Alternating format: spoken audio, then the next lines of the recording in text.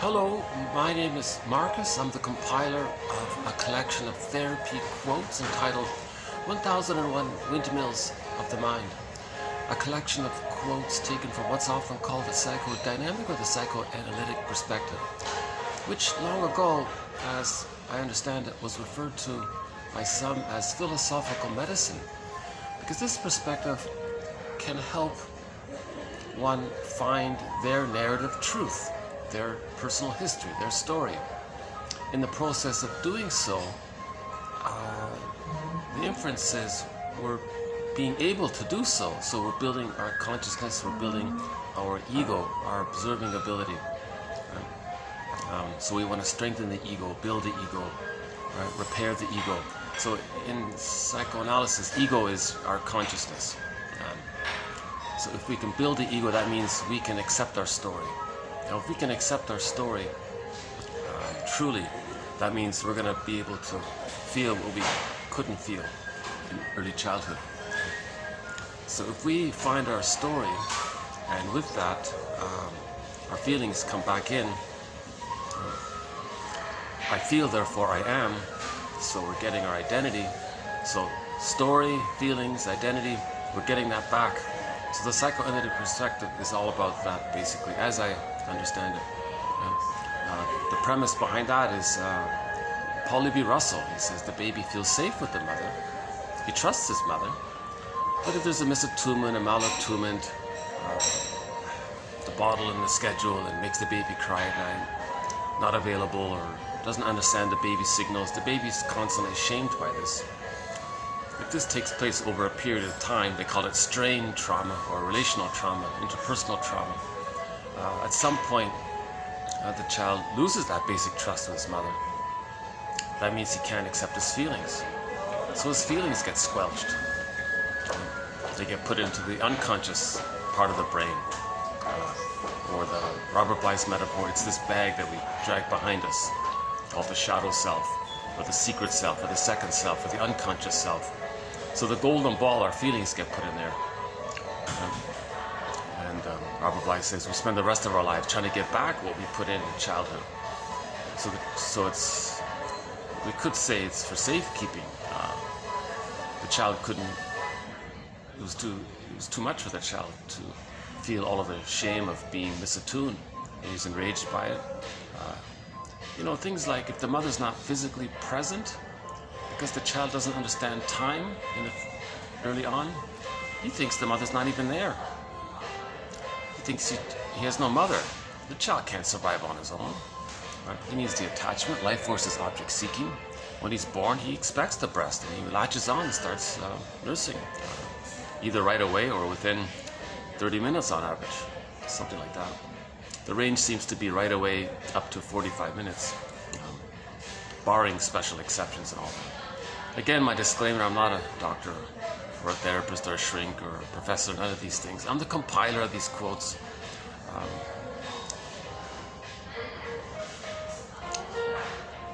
So 1001 Windmills of the Mind is sort of a continuation of what Gregory Bauer started decades ago in his book Wit and Wisdom in Psychodynamic Psychotherapy.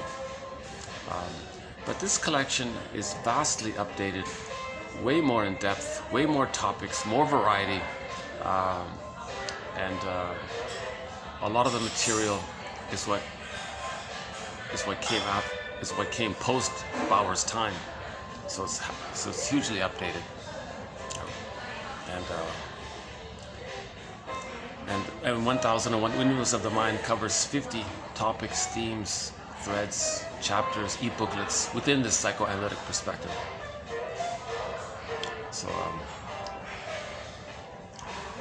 So back to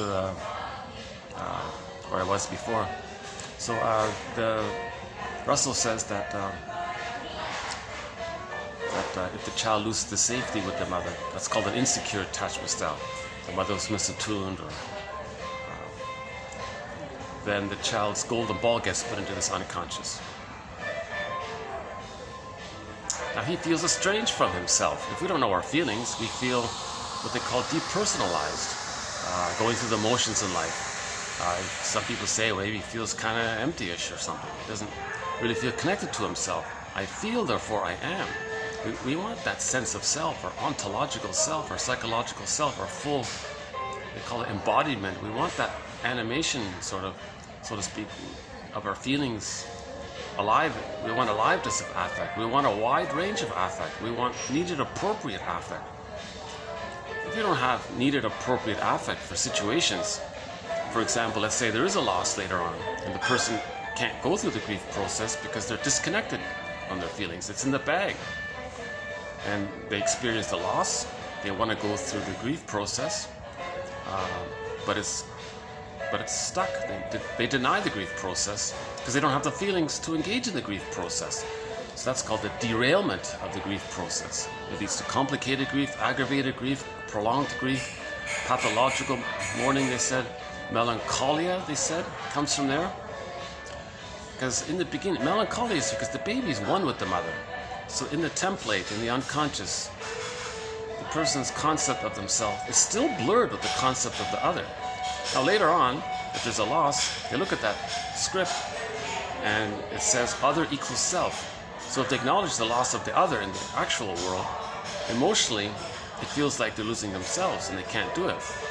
Now they're angry at the loss, they're sad at the loss, they can't go through the process of, they feel betrayal, that they can't validate, they can't accept reality, so they can't accept even their own feelings towards themselves if they have the confusion that the other's still them.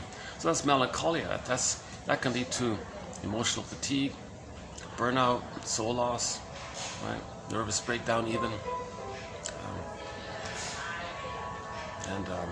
and a loss at midlife, for example. The stress of that can bring up the developmental strain trauma. Now there's a delayed onset of PTSD. So PTSD is not just from a shock trauma. It can come from a strain trauma, but there's delayed onset. Now a loss at midlife, for example, can bring that up. Now the person has all of the symptoms of PTSD, although there wasn't any specific shock trauma per se, right? So that person, as one famous person said, they can become a curmudgeon late in life. Bitter, greedy, stingy, miserly, Scrooge, the grump, what is it? Oh, the grouch, sorry. Where'd that come from? Well, that was a character in Sesame Street. I think I accidentally got it mixed up there. So in Sesame Street, there's this grouchy, selfish guy or something. By the way, the sun has just come out. There's a nice little heart sculpture there.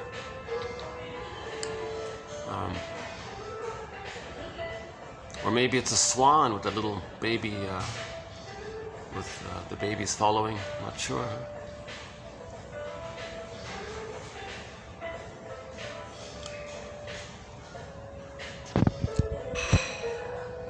I don't want to redo a video and restart a video if I make a mistake.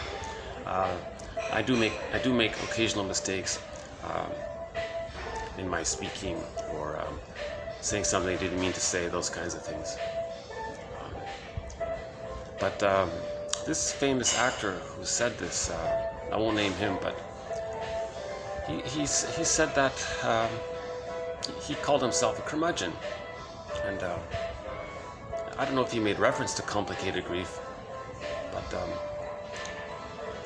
oh yeah, he said if you maintain the manic defense, he didn't use the word manic defense, but if you maintain the machismo all your life, the machismo is a pseudo-aggression. It's a mask over the complicated grief. So a person can't feel melancholia, they can become machismo, this macho act.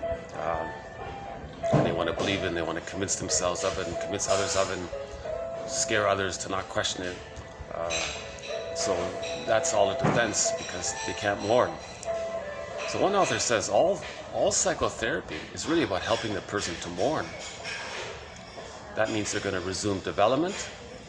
That means they're going to mature if they resume development. Another author says all psychotherapy is helping the person to mature, to grow up. But in order to grow up, we have to mourn. So you have to face this complicated grief. Why is there complicated grief? That's a whole thread, a whole topic in of itself. To cover complicated grief, we have to look at our various threads. We got a chapter on Melanie Klein's theory about the positions. Okay. And so we've got to look at the splitting defense, projective identification, reaction formation, identification with the aggressor, and a few other aspects there. If the baby has to use a lot of these emergency tricks of the mind, maneuvers of the mind, mechanisms of the mind, operations of the mind, to get him to not feel the pain of being shamed by mother's misattunement, he does all of these things. For example, splitting.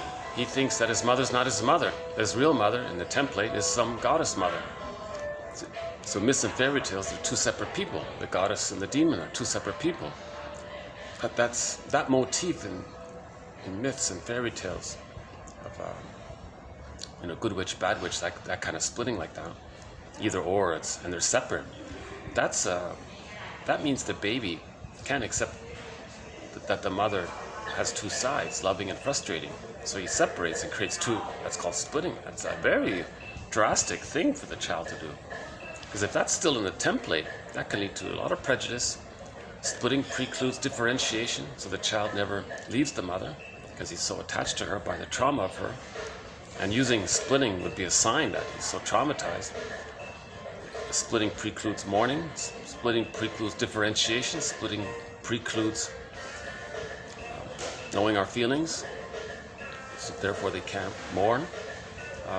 Splitting precludes knowing their genuine interests, their true self, creativity, spontaneity, mutuality in relationships.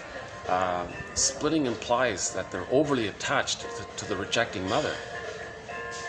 So why does a baby in their memory system, why are they still so-called quote-unquote married to mom, and they're one there in the psychic representation? Concept of the self is blurred, fused. Baby, the concept doesn't know where it ends and where the concept of the other begins. It's just blurred there. So why does so externally, as above, so below, so as above, so externally, why does the baby hypercathect, hyper-attach to the mother?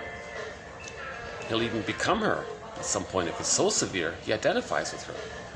So why would he be so attached to her, even to the point of being just like her? The baby must have the attachment. The baby can't make it on his own. So he feels responsible for his mother. He thinks he's got to save his mother, because if he saves his mother, maybe she'll change her ways and provide the love needed for the child to know himself and leave her. The baby needs her love to leave her. He's not getting it, so he's waiting for it. Now he's waiting for it. Now it's painful to wait for it. So to buffer the pain, he becomes just like her. And now he's an active version of her. He's a caricature of her. So if he's actively doing what she's doing, he doesn't feel like he's a victim of her. So he's sort of trying to minimize the pain of that. Now at the same time, he's trying to do what his mother wants. Well, no, what does the mother want? Why is the mother doing this? The child thinks, oh my God, does the mother need to be seen? So the baby or the child acts like the mother, offering mirroring for the mother. Hey mother, do you see yourself, what I'm doing? I'm a caricature of you. Now do you feel seen? Maybe if you feel seen, you feel validated, and then you'll feel better and you'll know yourself, and then you'll provide the love that I need so I can leave you. So he's actually trying to heal his mother, save his mother. He's got to repair his mother because he needs the love from her. So the child might identify with the aggressor in that attempt. Now the real complicated thing is that the child loses his sense of self, his identity. His true self becomes the hungry, enraged, empty part self, or the shame self, or the despised self, or the self-hated self, or whatever. That goes in the bag. So now he lost his self. One self-help book is entitled, Do I Have to Give Up Me to Be Loved by You? So he gives himself up. So what does he have then? He looks back in his memory of when he was in paradise in the womb. Or maybe shortly after birth, mother did feed properly. Wherever it was. But at least for sure in the womb, he was in paradise, the Garden of Eden, the oceanic bliss, the oceanic oneness, this unico mystica. He felt like a king, a god. What he didn't want is elimination. The placenta metabolized it, literally. Like the placenta sent down the love and nurturance the child needs. He's like a little king. All of his needs automatically get met. Unconditional hallucinatory omnipotence, they say.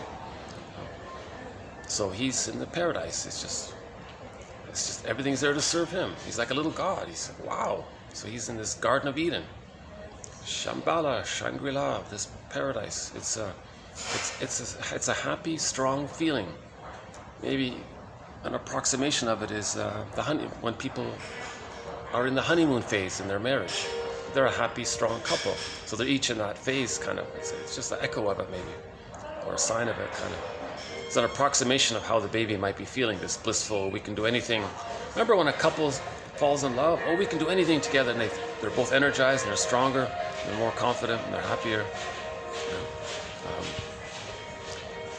Oh.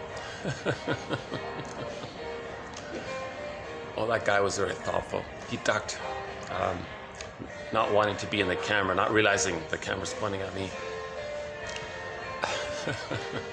I don't ever purposely try to get anyone on the camera. I make every effort to make sure I don't get anybody on the camera.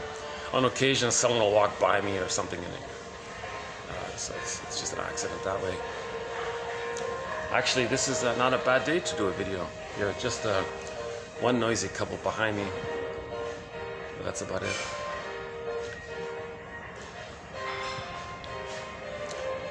Geez, if they leave, I'll really feel more relaxed and I'll speak more fluent. You know, as I'm speaking, a part of me is sort of distracted by that. So anyways, we talked about this issue of if the baby's traumatized, what identity can he have for himself? Well, he had some concept of himself as being this little god. We call this the glorified self, the grandiose part self. And he takes refuge in this. This original infantile megalomania, he looks for it, he takes refuge in it. Karen Horney calls it the idealized self. Others call it the ego ideal. The best image for this is Narcissus. He looks in the pool of water, he sees a reflection of himself. Now this reflection of himself is his concept of when he was the little god. And he's stuck there. He can't progress beyond that stage because he never got the love to do so. So he's stuck there and he takes refuge in there. And he's transfixed and he's stuck there because that's the only concept of identity that he can have. Now it's really ironic because the baby wasn't a little god. So the person's chasing a phantom image of him being so important. So that's the narcissistic pattern. They think they're so important, it's all about them. Everyone's there to serve them. He objectifies others, exploits others, uses others, doesn't care. If it's useful, great. If it's not, he completely devalues them. He doesn't really relate from the point of view of two differentiated people. I'm okay, you're okay. He hasn't reached that yet. No.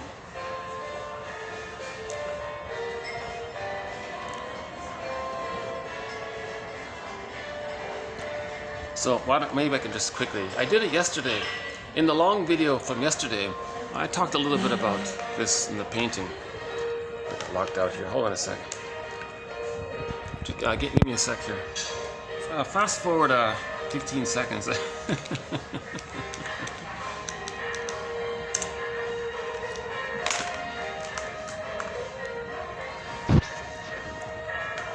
So in case you didn't watch the other videos when we talked about it, I can maybe just do an abbreviated version of it here. So again, this is just a hypothesis. This is just one possible interpretation of it. So we've got the Michelangelo one, and then there's this other one that was on the front cover of a book, but I don't think I have the artist's name.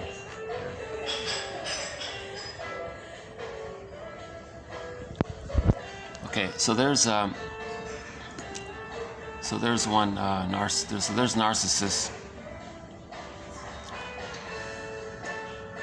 So showing up there. Hold on a second.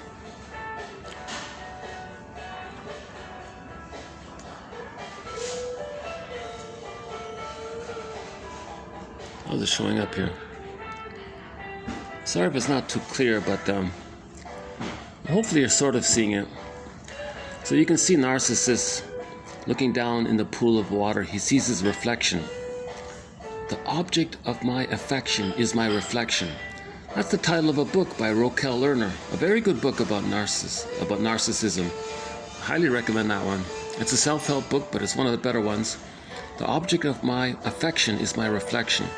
Now this reflection, this is the lost paradise that he had in the womb or shortly afterwards, where he felt like he was a little god, a little king. Everything served him. The placenta took care of his elimination. He was nurtured. Now the breast mother metaphorically took care of his anxiety and provided all the love that he needed. And he thinks it's just there to serve him. Everything is just there to take care of him and serve him. You know, so he felt like a little god, little prince. And in normal development, this dissipates, and it's pretty much gone by the age of 18 months.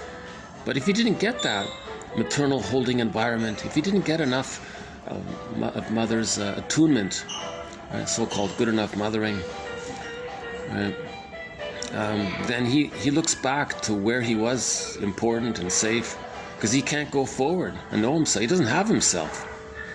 He doesn't have himself. In order for him to have himself, he needs to be loved enough to differentiate from the mother, but he's still stuck with the mother. Right? So two things happen. Actually, three things simultaneously happen. It's a kind of a condensation. Should we take the Michelangelo one or what? So there's the same thing with Michelangelo. That's too dark, right?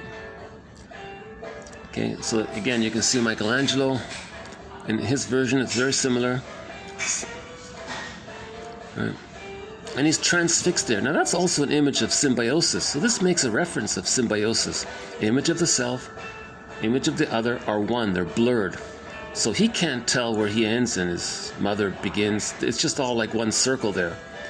It's like he's one with this phantom image of himself. He thinks... Now this image is called the ego ideal, right? Or the grandiose part self, or the idealized self. And he thinks he's got to be this. He's got to chase this. He's got to be this. That this is who he is. So he's always chasing this. Now, every time he acts in an important way, power, prestige, and cynicism is very strong because with cynicism you put others down. That gratifies him thinking he's this.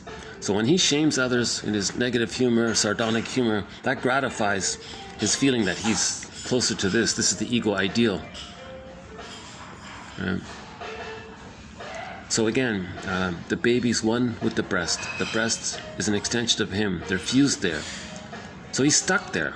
He has a fixation at that level. So this is like the circle, right? This is the mother-infant dual unity. Now the mother, the breast, he thinks is an extension of him. So it's almost as if he sees himself in the breast. So that's like the breast representing a part of him, and he needs the breast. So he needs himself. So that's why they say narcissist is always in love with himself. They don't mean like genuine love. They mean this narcissistic over-attachment. It's not, I'm not sure if the love is the right word there when they say that. It does sort of convey it. He only cares about himself. So the image is very important to him. And now his soul is disassociated. His echo up here, that's his disassociated feelings.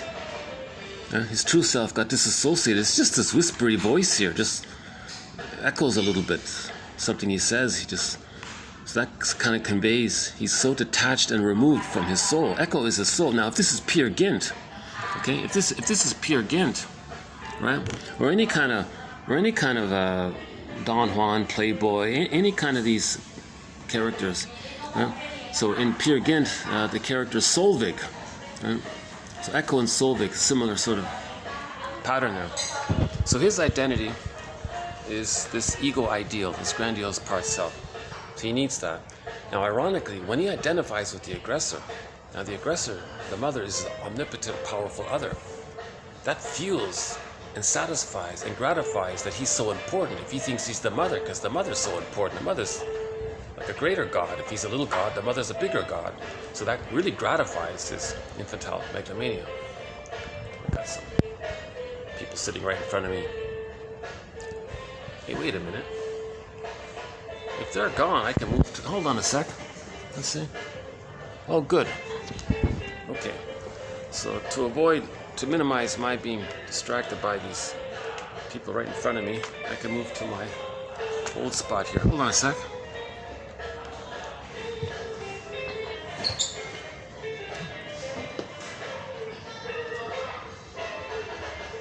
Actually, why don't I, yeah, okay, I'll just stay here.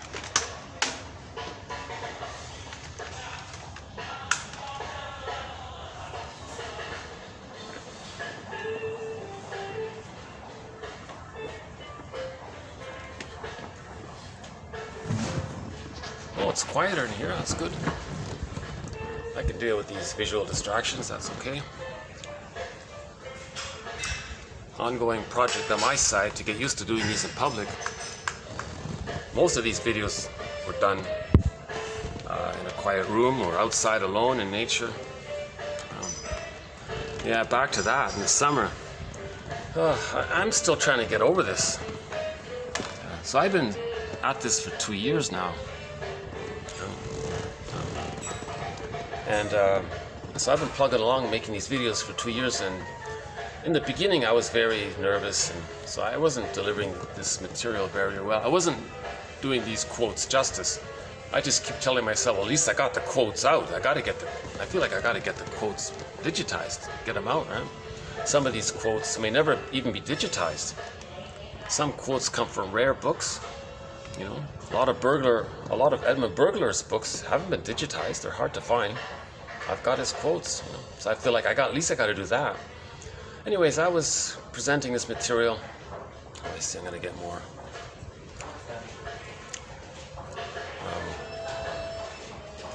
Yeah.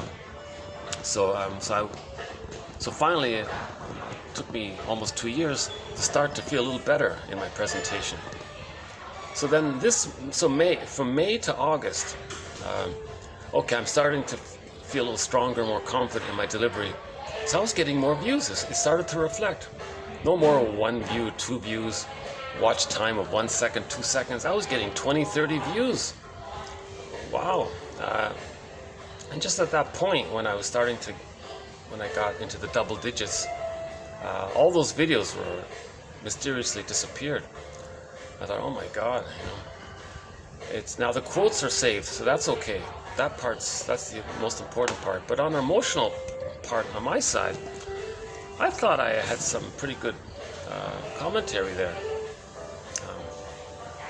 So a little sad about that. But anyways, I was outdoors, I was alone. Part of the reason those were good videos, because I was in nature, and you could see the herons fly by, the Canada geese, the loons, sometimes the seal. Lots of bees, a couple of bees, lots of mosquitoes, but that was okay.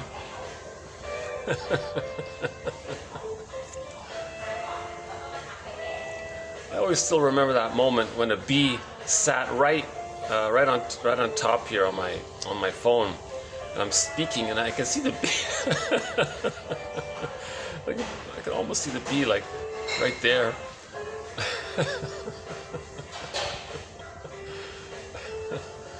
Just lasted for like a half a second or something, and he flew off.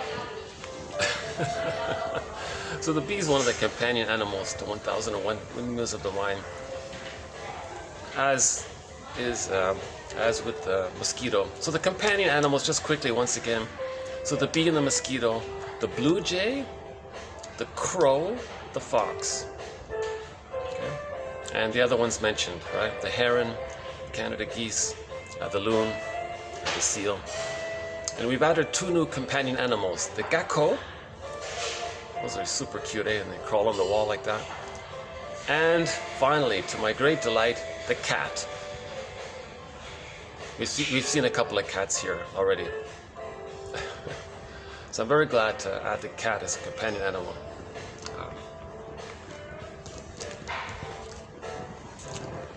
And I think we're going to be adding a new companion drink. So stay tuned.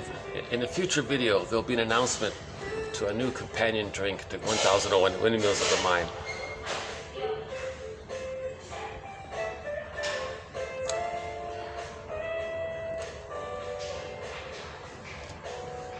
You'll see the environment here a little bit. This is really an artistic, I really quite like this lobby area here.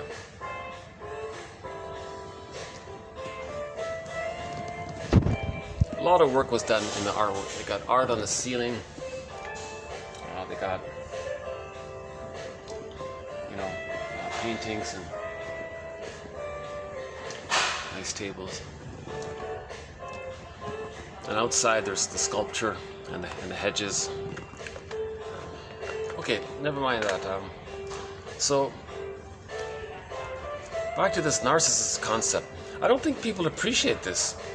Why the narcissistic pattern is so negative in life. Why they're so cynical constantly. Because they're constantly angry. Because they're constantly attached to the rejecting mother and they become her. So that's why they're constantly, consistently pessimistic like that.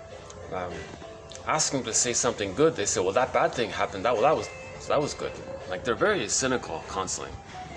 And it can be subtle and innuendo, but in their mind, they're putting it down. So they're always seeing things, they're always seeing the external in some kind of down way. Makes them feel up. That brings them closer to the image of themselves, as that brings them closer to this. So they're looking for this, right? The ego ideal, this idealized self. Karen Horney calls it the search for glory, meaning greed and selfishness and power and possession and avarice, and you name it. The search for glory. He's chasing this phantom image. Now the ultimate irony is, this image wasn't based on any kind of reality. The baby wasn't a little god. He was this helpless little baby, but he just thought he was so important. And the person's then chasing that. They then think literally that they're so important, pretty much. Right? Now, their point that's underappreciated, I think, is number one, he's chasing for the ego ideal. That's who he thinks he is. He's taking refuge, they call it taking refuge in the grandiose part self, because he lost his true self. Now, his true self is shamed. It's in the bag, he sees it onto others and says others are no good. He's talking about himself, seen onto others.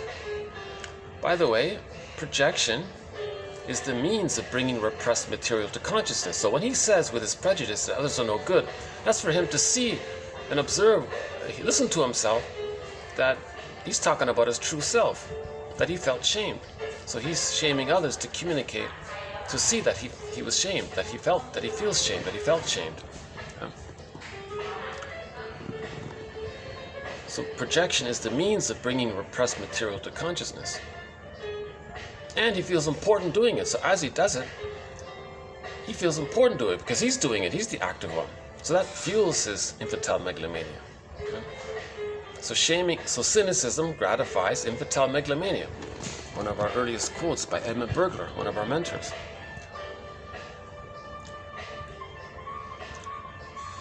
Okay. Now, with his cynicism, he doesn't have to face that he was shamed within. He can't feel that.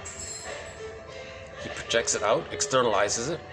Now he may try to, he'll interact with other people with the assumption that they're no good, and that helps him to face how he felt no good by the shaming. So he may coax others and try to push their buttons and be passive aggressive or mislead them, and he's always lying, of course, because his goal is to get them to feel bad. Then he doesn't have to face how he feels bad unconsciously. Bad meaning shame in this case. Right? So that's called projective identification. He wants the other to feel bad, so he doesn't know that he feels bad within. Now, ironically, projective identification post age 3, whatever, it's a failed circle. The person he's shaming can't metabolize the projector's shame, so it's blocked there. Now he's doing this because something didn't take place in the nursery. In his mother's arms, if the baby's distressed, the mother picks it up, accepts it, responds. There's a cycle there. Baby sends out his distress, mother picks it, she can handle it, she responds in the needed way, and then the baby is soothed by the mother. Now, the neural networking is taking place during that time, and because of the fusion, the child adopts neural networks because the other's him. So now he can do it for himself. So the cycle is complete. Baby's distressed, mother responds, wiring is set up in his brain around it. Now he can self-regulate his anxiety on his own. If that fails to take place, later on, he may engage in that. He feels shame, he wants others to be shamed, but they can't metabolize, the circle can't complete, so he's stuck. And he'll do it again and again like Sisyphus. So when he shames the other, it's like rolling the boulder up the hill. The other person can't metabolize that. They can't travel back in the nursery. The guy can't, or she can't morph into his young mother. He can't morph into him when he was a baby in his arms. That person metabolizes it. He gets the neural networking that he was supposed to get. That's not going to happen, right? So it's stuck there. It doesn't work. The boulder rolls down the hill. So a lot's going on when the child is traumatized. He takes refuge in the grandiose part self, the ego, like the Michelangelo painting. He's stuck there. He's always chasing his phantom image of him thinking he's a little god. It's called narcissism, the narcissistic pattern. So he always thinks he's always so important, always entitled, no empathy or care for others, objectifies others. He's just chasing this godlike image that he has of himself, that he has of me. So again, this is how the unconscious influences the person, right? This is the puppet master in there when there's lots of trauma, Berger says. So he's not even aware. So he's operating out of a false self. This is all false, but that he thinks that's his identity. And if you question him, then he's not getting closer to the ego ideal. He'll be enraged because he's facing the truth of the shame self. He can't face that. So there's narcissistic injury, narcissistic rage. He can't feel that shame. The baby feels immense shame when the mother's misattuned. In mythology, the emotion of shame is depicted as the inferno, or the hell scene. It's this burning, biting feeling. Again, myths and fairy tales describe psychology, internal. Myths and fairy tales are true on the inside. They're treated like dreams. They're from the inside. They describe the inner world. We live in two worlds, interpersonal and the intrapsychic, the inner world. Myths and fairy tales describe this inner world, this bag world, right? Like a myths and fairy tales come from this primary process thinking, exaggerated images. It's a different world. It's timeless. Things flip around. Things can morph. In the last video, I tried to make another. Okay, let's finish the first point. I'll go back to the second one. So one of the point that I'm currently at is that, which I think is underappreciated, is that he number one, he has to chase the idealized image of himself, the search for glory. Yeah? He doesn't care about others. His slogan is looking out for number one. Who cares about you? If you're useful, fine. If you're not, get out of my way. You're no good. So devaluation, right? Useful or devalued. So he has a very utilitarian attitude. So they don't. Obviously, they can't love others because they never received the love to differentiate. Differentiation is needed to be able to love others. He never differentiated, so he can't love others. He just exploits others. He can't love them. Never mind what persona never mind his rationalizations. His rationalizations, his self-excuses, his lies, it's to hide it to himself, it's to hide it to others, because he's looking for his supply. It's insatiable. Never has gratitude. Gratitude hasn't entered the psychological picture. Gratitude comes in with differentiation. Again, the baby needs to be loved to separate. Then he can feel gratitude because he got the love. It's a part of it. He feels gratitude. Gratitude and love are very linked like that. Some people say they're basically synonymous. Yeah, maybe they are. So he never got the differentiation, meaning he didn't get the love, so he can't feel gratitude. So no matter what you give the person with the narcissistic pattern, of course, that's the way it should be. He's a little god, right? He's still thinking the way the baby thinks. Yes, of course, mother's supposed to metabolize, either literally in the womb or metaphorically at the breast, his distress. and be and receive unconditional love afterwards. He's still looking for that. Now, it's normal for the baby in the womb or post-womb. That's part of his growth. He has to get that. That's part of his development, to get that thing, to get that, have that period. He's got to feel like the world is his oyster. He's a little king. He's got to go through that phase and still be accepted. And then he feels safe enough to know himself. Then he has an identity. The others have identity. Oh, okay, he has an identity. In the beginning, he's just operating out of this phantom image, this hallucinatory, omnipotent image, magical thinking, magical gestures. The baby shakes his rattle, mother responds. He thinks he kind of created it, like a magician, shaking his wand or something. Magic wand. He's still in that kind of stage. Everything's there to serve him. It's all about him. So if the baby doesn't get that good enough mothering, he's still stuck in that way. He's still stuck there.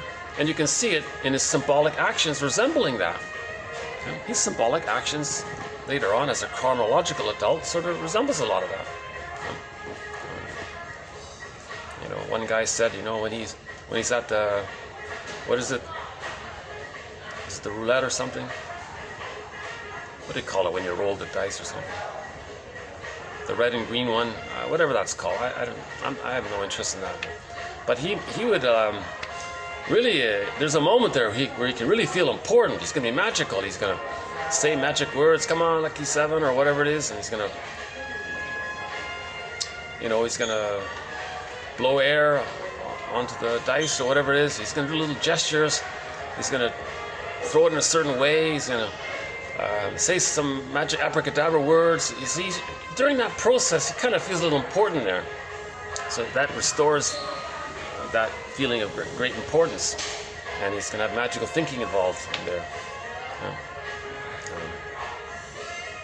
Berger makes a footnote in his book on the psychology of gambling. I think there's a footnote where he says that, something like that.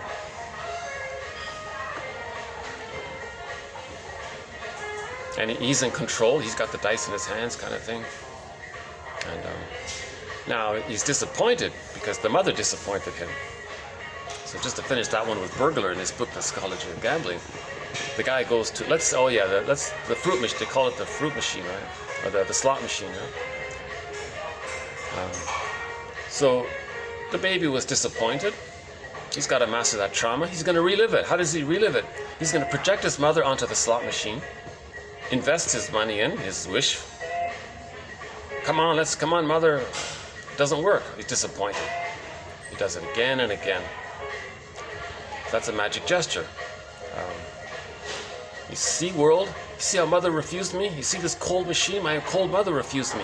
He's replaying the trauma. When there's trauma, we repeat it over and over again, thinking we can change it, master it, get a better outcome. Maybe think finally it never happened. Whatever it is, we're trying to not feel so pained by the trauma. So we're maybe actively trying to do something about it. It never works. Russell says you can have 20 lifetimes. So that guy at the slot machine can have 20 lifetimes spending every day at the slot machine. It's never gonna zoom him back using a time machine back to the nursery where the mother changed her ways, meaning the mother got the message that she was cold and refusing and rejecting, like the slot machine. It doesn't work. But that's what he's trying to do. He's trying to say, look, mother in the mind, you see how this machine refuses me? I chose this machine to refuse me because I want it to be a symbol of you, of how you refused me. Can you see how you refused me? Can you see how the slot machine is a metaphor for what you did to me? Maybe you'll change your ways? That's what he's trying to do. Right? That's the hypotheses, all hypotheses. Right?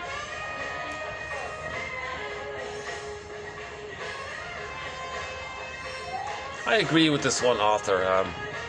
This morning I read, mothers are getting blamed for a lot of things. Yeah, it's not about that. And she made a point. I did come across one theory.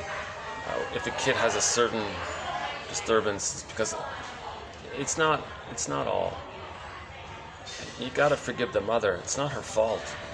If a lot of things come from the mother, it's not her fault. So we look into why it's not her fault. She could be a victim of the plunder system. She could have arrested development. She didn't have it herself to give. Maybe the mother's in battle with her mother in the mind, so she uses it, so she does to her child to communicate what happened to her. You know, intergenerational trauma. We got to kind of understand what's going on, not try to not think in some kind of judgmental way. Burglar makes a good point about this too. Yeah. He says, take responsibility. We as a child used these maneuvers of the mind. We did it.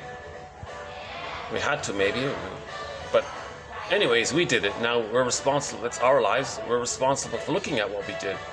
And then unpicking the threads of a traumatic script, using those threads to weave a new, healthier script. Okay?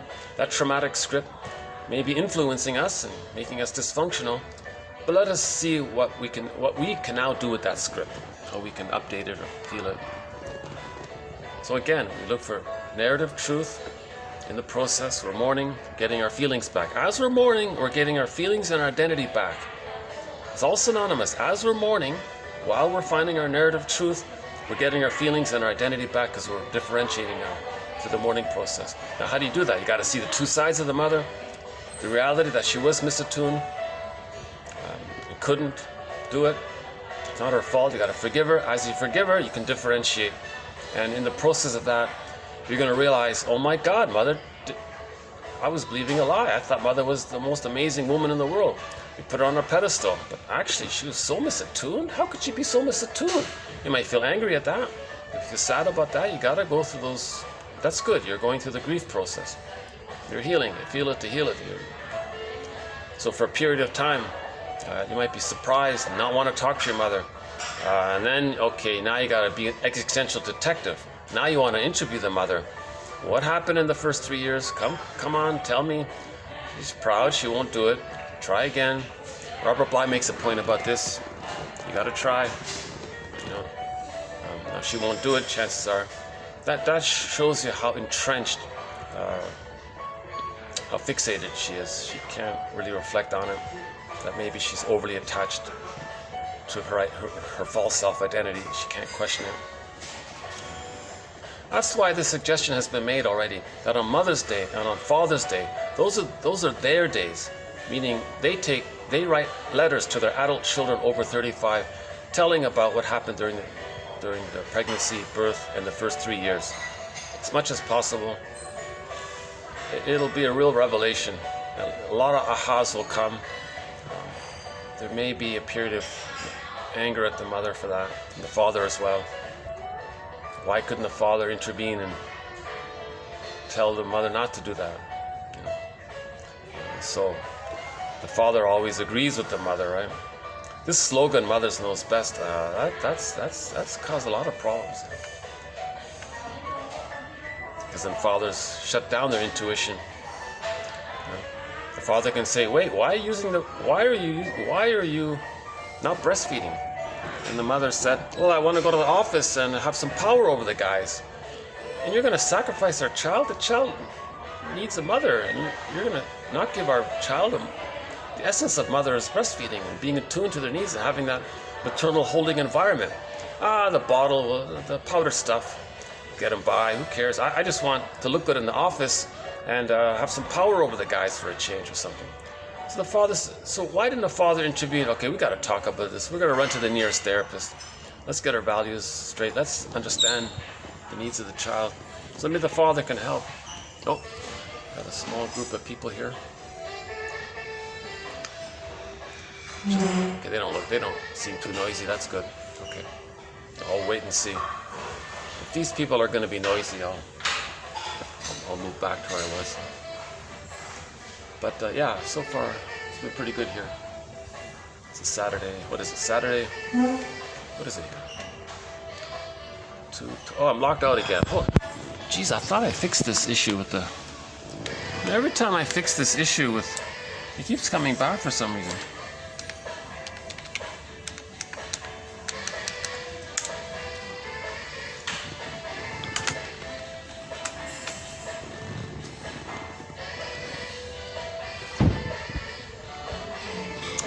Okay, so back to the point I was trying to emphasize.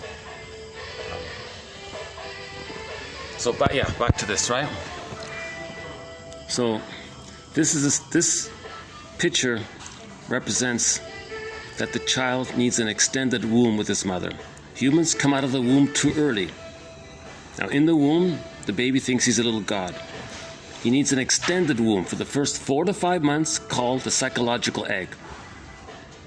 If it's not enough, or if it's improper, or if it's problematic, or it's insufficient, or he doesn't get it, whatever it is, if it's not good enough, they say, at least maybe there were times when he did feel important. He clings to that, and he's stuck there. Because he's frozen at the point of where he didn't get the love to progress. So he's stuck there, and he's transfixed there, waiting for the love in order to progress. And now, if this doesn't get resolved by the age of 3, it's like a curse. He's going to kind of be stuck there. So long ago, now we say arrested development, stunted development, arrest, a derailment of development, or a fixation at the rejection level of not getting his symbiotic needs met, etc.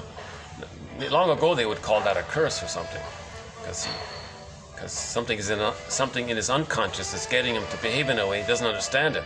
Is it a curse or something? No, it's a traumatic script. It's a script. It's a schema. It's a model that he created in his brain, representing his interaction with the mother and where he got frozen, and he's stuck there, and he's going to replay that stuck point, hoping to get unstuck. So his goal is to get unstuck, so he can resume development. So he takes refuge in this grandiose self called the ego ideal. He has to identify with the aggressors. That fuels the ego ideal. That fuels the grandiosity. If he thinks at the same time he's his mother, and the mother's this greater power than him. So that really fuels, and it feels very exciting, I guess. Now at the same time, he's enraged at all this. He's gonna use his great power, be his mother, to show up the mother. He's going to become a caricature of her. So that Berger makes, I get this now about the caricature thing. He's going to act just like her. Now he's angry at the same time. Now he feels important doing all this. So what does he do? He's going to communicate that he didn't like what happened to him. Him being stuck there meant he got shamed. His shamed self he sees onto others. Okay? So he looks for a non-threatening substitute other. He sees a non-threatening substitute other. It's a nice person, or whoever it is, or however it is that they're safe. It could be a sibling, could be a friend, it could be often it's the therapist, let's say, the authority figure who's there to help you or something, or some disadvantaged person who can't do anything about it. The example in the book was many newcomers to a country. They're disadvantaged, they have PTSD. So let's get this guy here. And so they don't have connections or power or something. And so maybe they're safe. You think, well, they're safe. They can't do anything. Something like that. Anyways, you find that however it is, let's say they're loved, they're safe, they're healthy people. So let's say you find some peaceful, healthy people, like the indigenous people or something. People who were loved by their mothers, or who have a different kind of culture. Oh, there's some kind of flying. Must be just a butterfly, I guess. That might be the first butterfly we've seen here, if that's what it is. Yeah, I can't make it out. What do you think it is? Is it a butterfly or something else?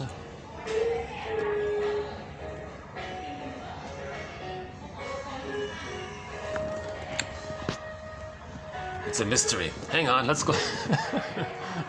Let's take a break here.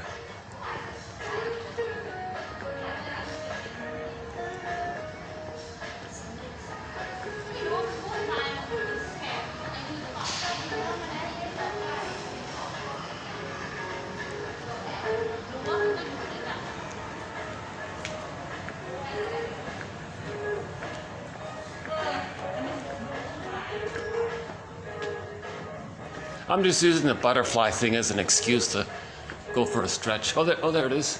Hold on.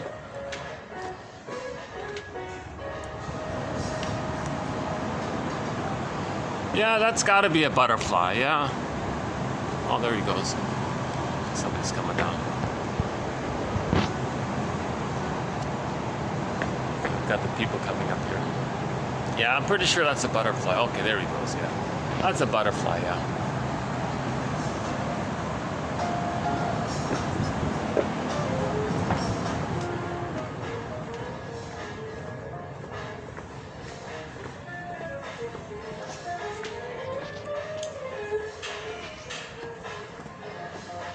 I'll show you this, the ceiling here. They got this, all this paint work on this. Does it show up here? No? There it is.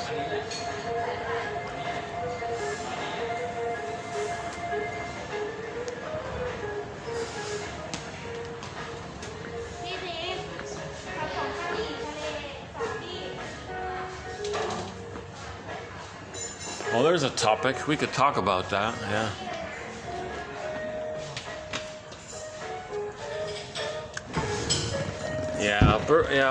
Burglar says a lot of things about that material. If the fusion is still there, if a person is drinking kind of concentrated material like that, he may be trying to separate from his mother. He might be expressing his anger at his mother, hoping to separate from her. Because the internal representation is fused, self and other are fused. So if he drinks some very strong fluid like that, maybe it'll affect the mother and he'll separate from her. It doesn't work, of course. Interesting, yeah. I didn't post that. Did I post that quote? I don't know if I did or not. I don't think I did because I don't fully understand it.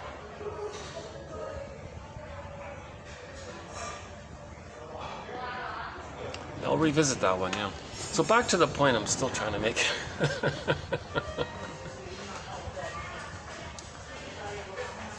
So number one, he's got to take refuge in this idealized self, grandiose self-image that he's a little god. He's chasing that. So cynicism helps with that because he puts himself in the one-up position, closer to the god-like status. He's so important. It's all about him.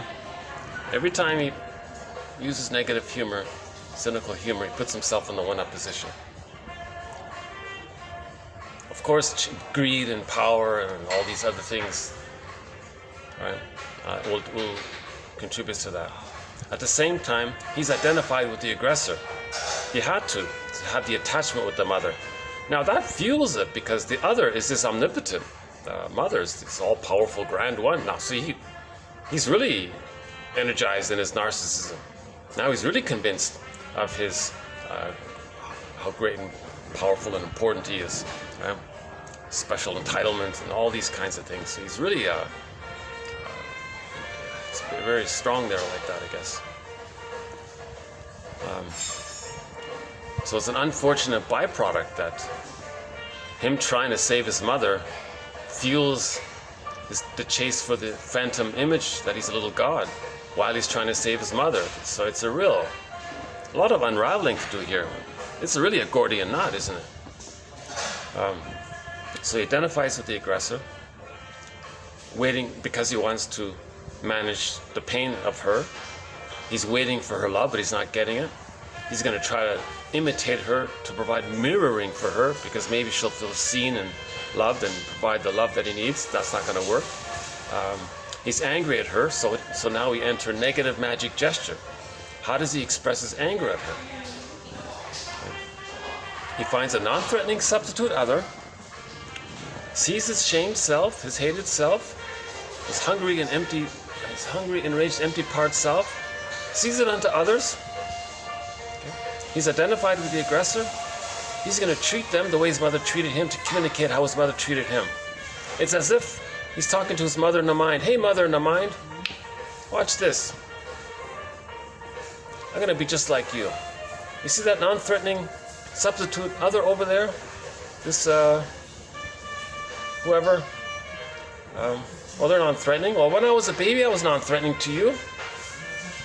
Okay, now, so they're innocent. When I was a baby, I was innocent to you. I'm going to show you what you did to me. I'm going to be negative towards them, to this prejudice, right? I'm going to be negative towards them, shaming towards them, to show you how you were shaming towards me. It's called a negative magic gesture. He's trying to communicate, he's trying to express his anger, he's trying to show up the mother. By being a caricature her, he's trying to make her look ridiculous and absurd as he's expressing his anger at her at the same time. It's kind of blurred like that. So he's trying to heal. His ultimate positive intention is he's trying to heal. Now, his negative magic gesture is a mirror for him to see how his mother treated him. You see? Hope I'm not too loud for those people there. But thank God they're kind of quiet. That's good. That's a welcome change. Okay, so yeah. Now, because of the fusion, now we get to the second point. So the first point was identifying with the aggressor in his positive attempt to find love and save the mother, but he's angry at the mother. And that behavior fuels his infantile megalomania. Now he feels important doing this. So he gets the secondary gain of when he's negative and cynical, he feels more important doing it. Cynicism gratifies infantile megalomania. His infantile megalomania is doubly amped up when he identifies with the mother, who's this greater God than he is. So now he's really has this exaggerated sense of importance.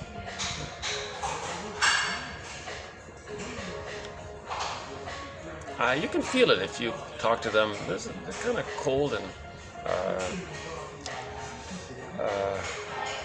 there's a kind of a seething cynicism there, or it's subtle and you feel icky afterwards or something. They really try to mask it all.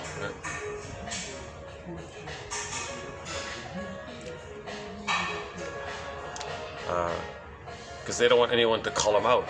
He doesn't want feedback. He doesn't want the truth to be known, right?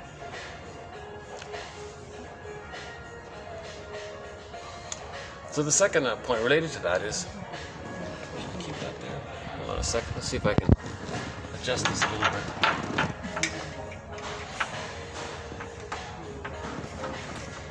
No, wrong way. Okay, hold on a second. Is that better? I guess.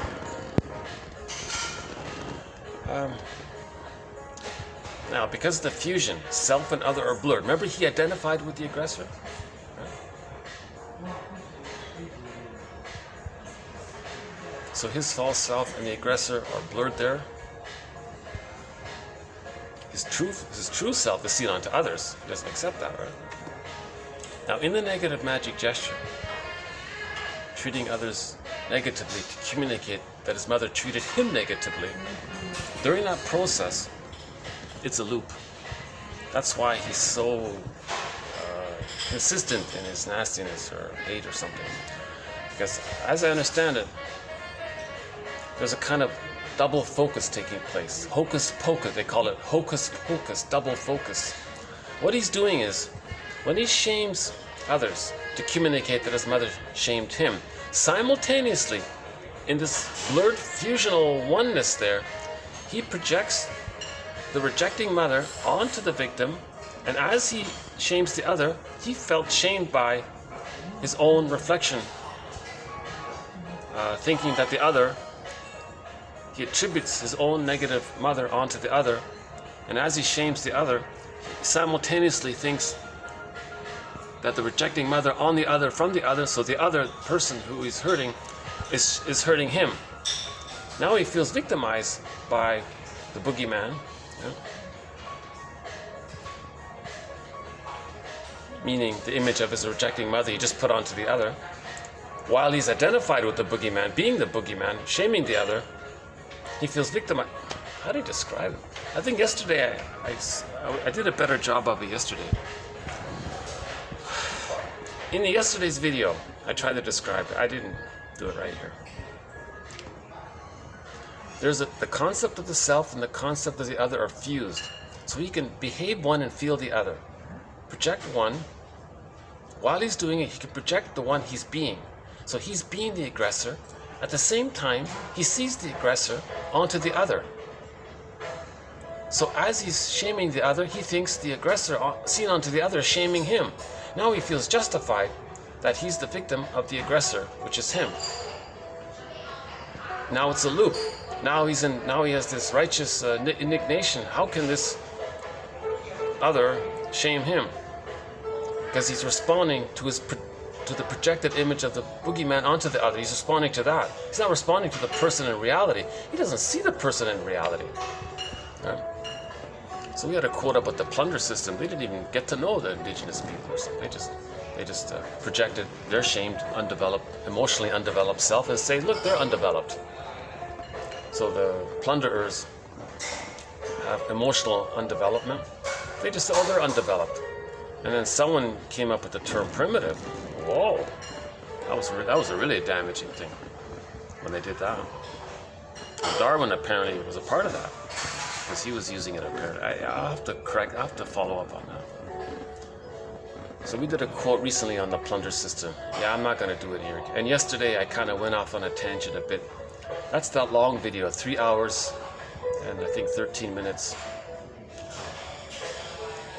I think that's my second or third longest video. Yeah. It was done in this venue. It was done on the second floor, on the ground floor. It was done outside in the rain. Yeah, yesterday was sort of fun a little bit, yeah.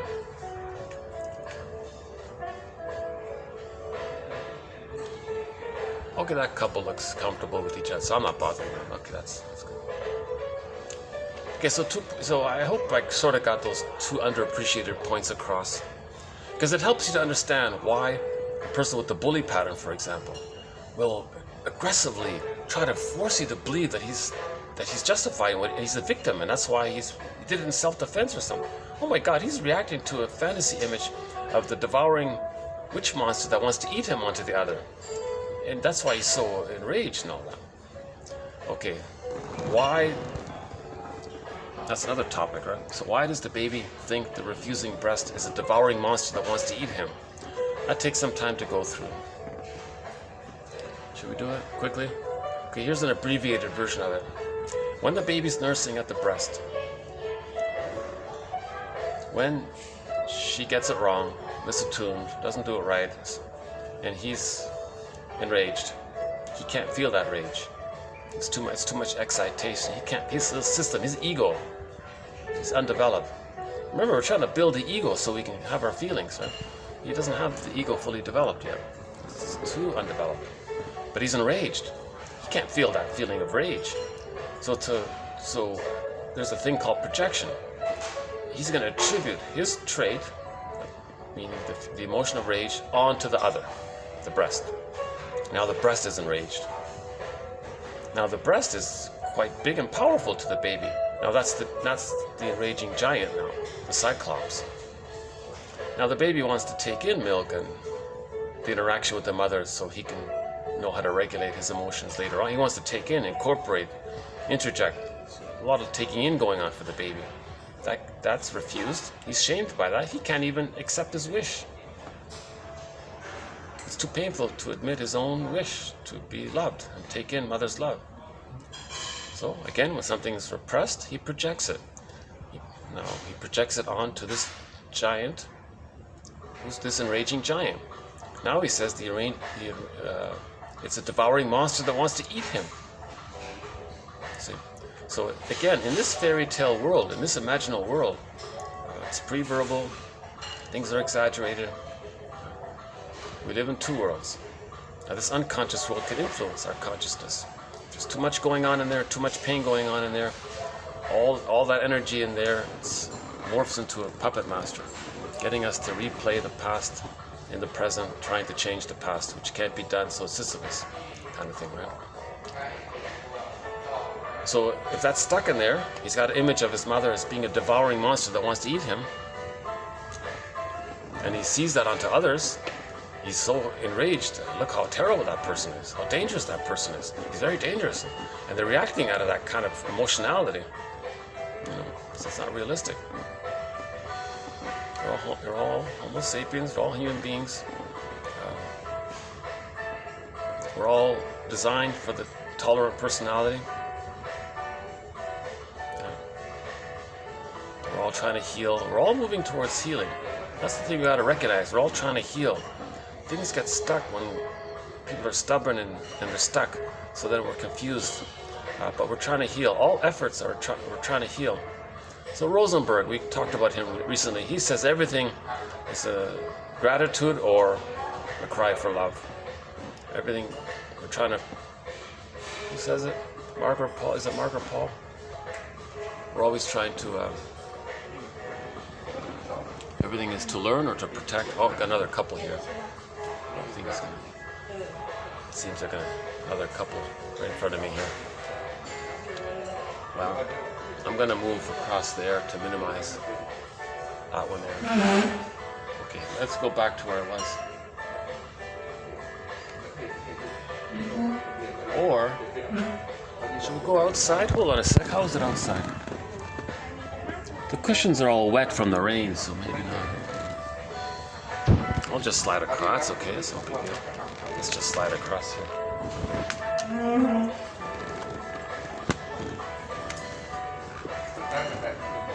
But then they might sit beside me here if I do that. Okay.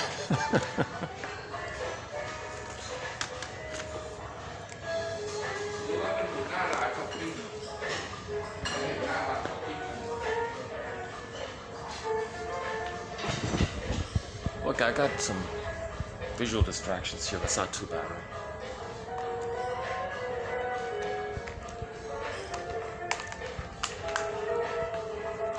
I want that. I want those two groups to be comfortable. I don't want to talk too loud.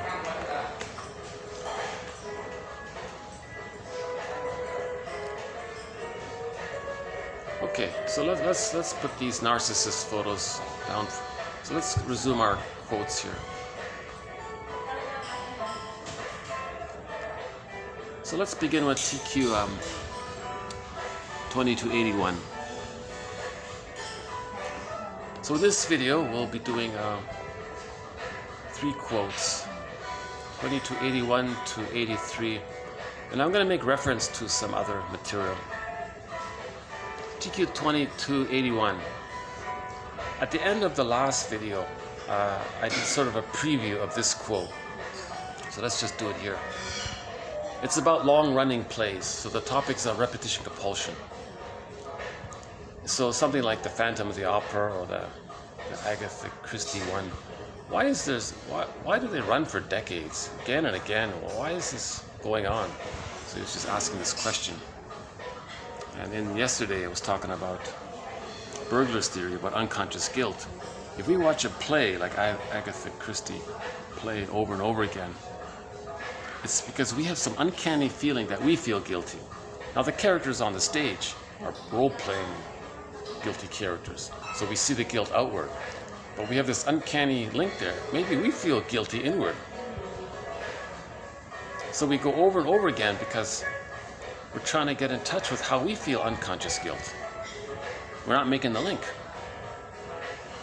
At the end of the play, shrinks don't come on the stage and treat the play like a dream, like it's our dream, and help us interpret the dream. We don't have that, right? So we're repeating it over and over again because we're not really making anything conscious.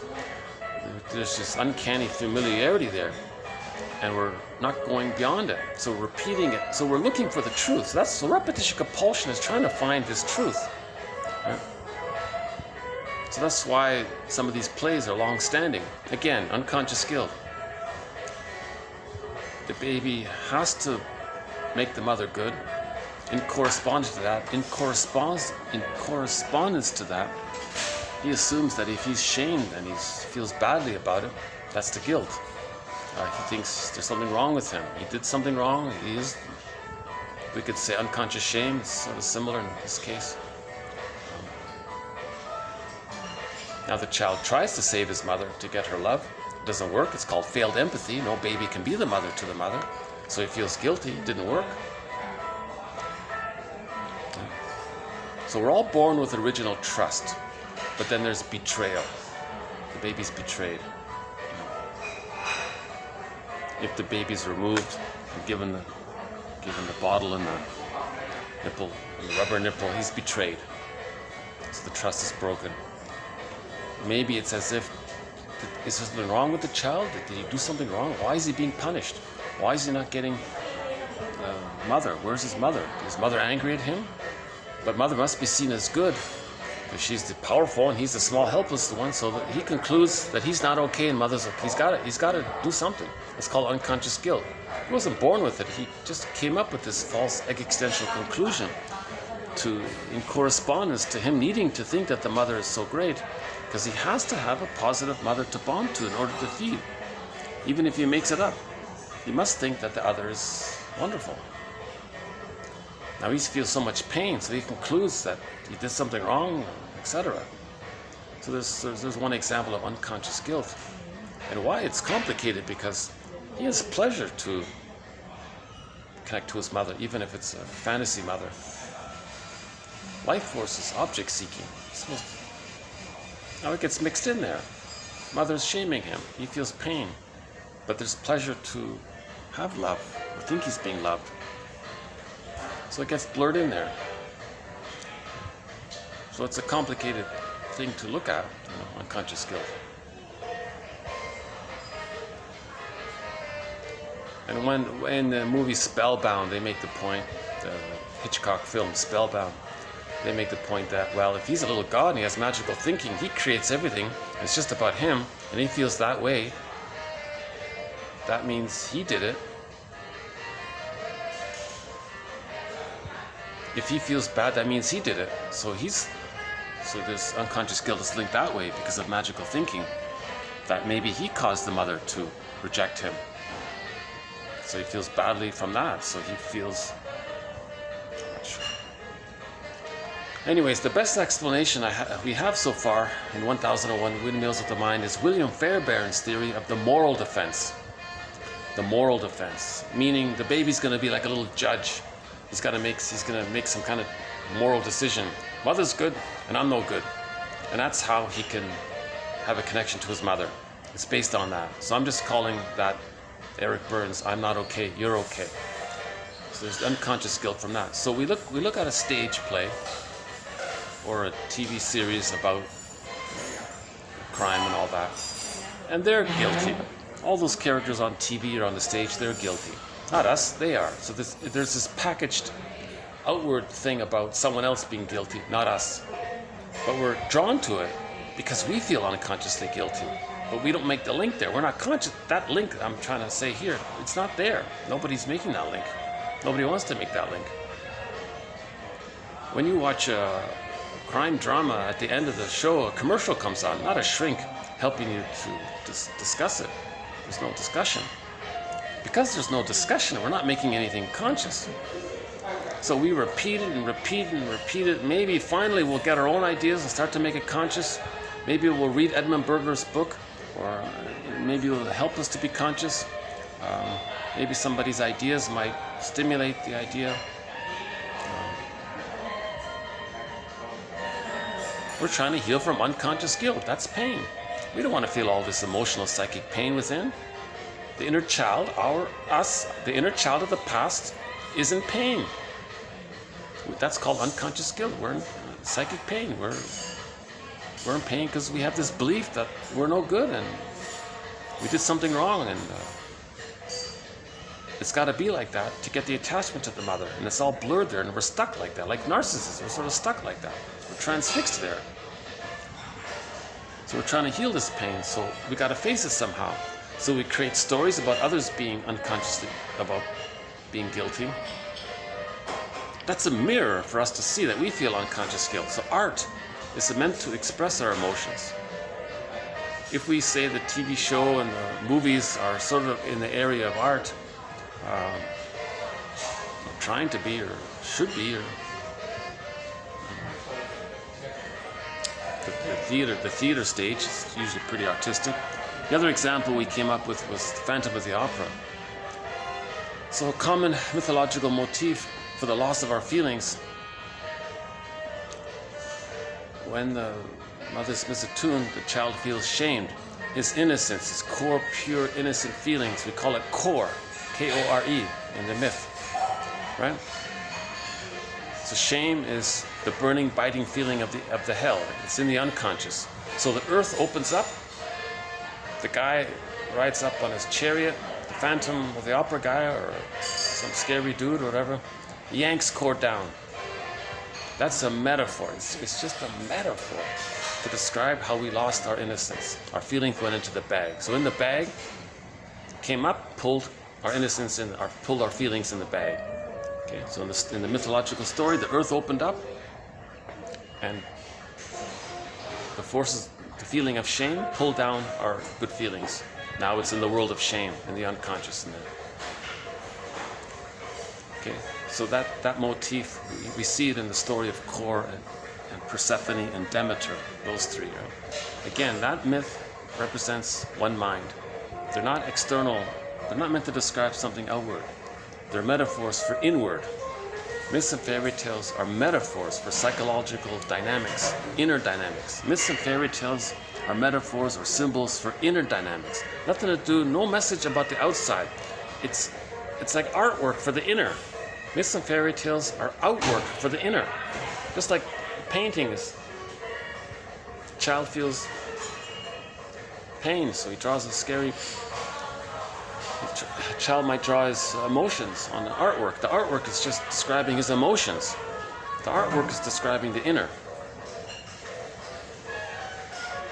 Yeah. So another graphic one is the front cover of one of Merriam Woodman's books. You see this hand yanking the young lady down into the earth. So in Phantom of the Opera, in the basement of the stage, there's this scary guy, and the singer, the young lady, goes down in there. Now, the appeal of that is that there's a dialogue. So when she comes up on stage, she's enriched, she's wiser, meaning we got back our feelings. When we get back our feelings, we feel wiser and more enriched, more embodied. So that's the transformation of Kor to Persephone. So Persephone is the return of our feelings. We got our feelings, called Persephone. Persephone means we got back something we lost. We lost our feelings. When we get it back, the name in the myth is Persephone. So Kor and Persephone are the same. Right? Our feelings were pure and innocent in the beginning. They got shamed. After we faced the shame, meaning going down into the basement, having a dialogue with the scary guy, and then she came back on stage and could sing well. So now she's Persephone. So it's the same, but there's a little transformation there, kind of thing. Right? So I think the best metaphor is one metaphor is Darrow. So remember that back to Robert Bly's bag there? This unconscious self, the secret self, the second self, the double self, the one who walks with me, who's not like me, who is me. Someone's living my life, I know nothing about him. Okay, the puppet master. This Darrow calls it the skeleton. He says you want to welcome the skeleton to the fireplace. Treat him as an honored guest who had a right to be, who has a right to be. He's a wise teacher, like the Phantom guy there teaching in the basement, that there is a conquest of the self. So there's a little, you want to have so that story with Darrow, it's a dialogue between the person and the skeleton character. The skeleton character is a representation of our unconscious self that we're trying to accept into ourselves. These are aspects of ourselves that we deny and we're trying to get it back in. Okay? So when the young opera singer goes in the basement, that image and coming back, that's sort of similar idea. We go in the unconscious and bring it back in, and we feel better. And then she becomes a great singer afterwards on the stage version of it. So that's a common motif. So we might constantly watch that play, Phantom of the Opera. I've never seen it personally, but I think I saw part of it on TV or something. So we're going to keep watching it until we get there's an appeal to it. Why are we appealed to this? Why is there this appeal that something scary is teaching us and we're better for it afterwards? While we're facing our fear and our emotions, our anger, we're starting to accept our feelings. We're starting to accept our emotions, and then we're better off for it. So she becomes Persephone, the wiser woman. And in women's circles all around the world, they celebrate Persephone, aspects of Demeter. And then, yeah, doesn't she go back and forth between the two half the time? And so that back and forth between the underworld and the earth, that represents that dialogue. So in Phantom of the Opera, she goes down, she comes up, that's the dialogue. So Persephone has to spend half the time in the underworld, half the time on the land. That means that's going on within Demeter. This Persephone is a part of Demeter. We're all part of one mind.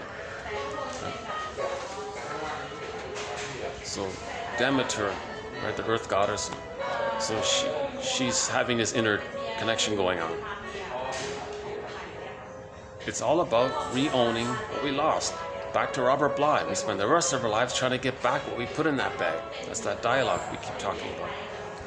So this unconscious self, in a recent quote, is called the non-reporting brain.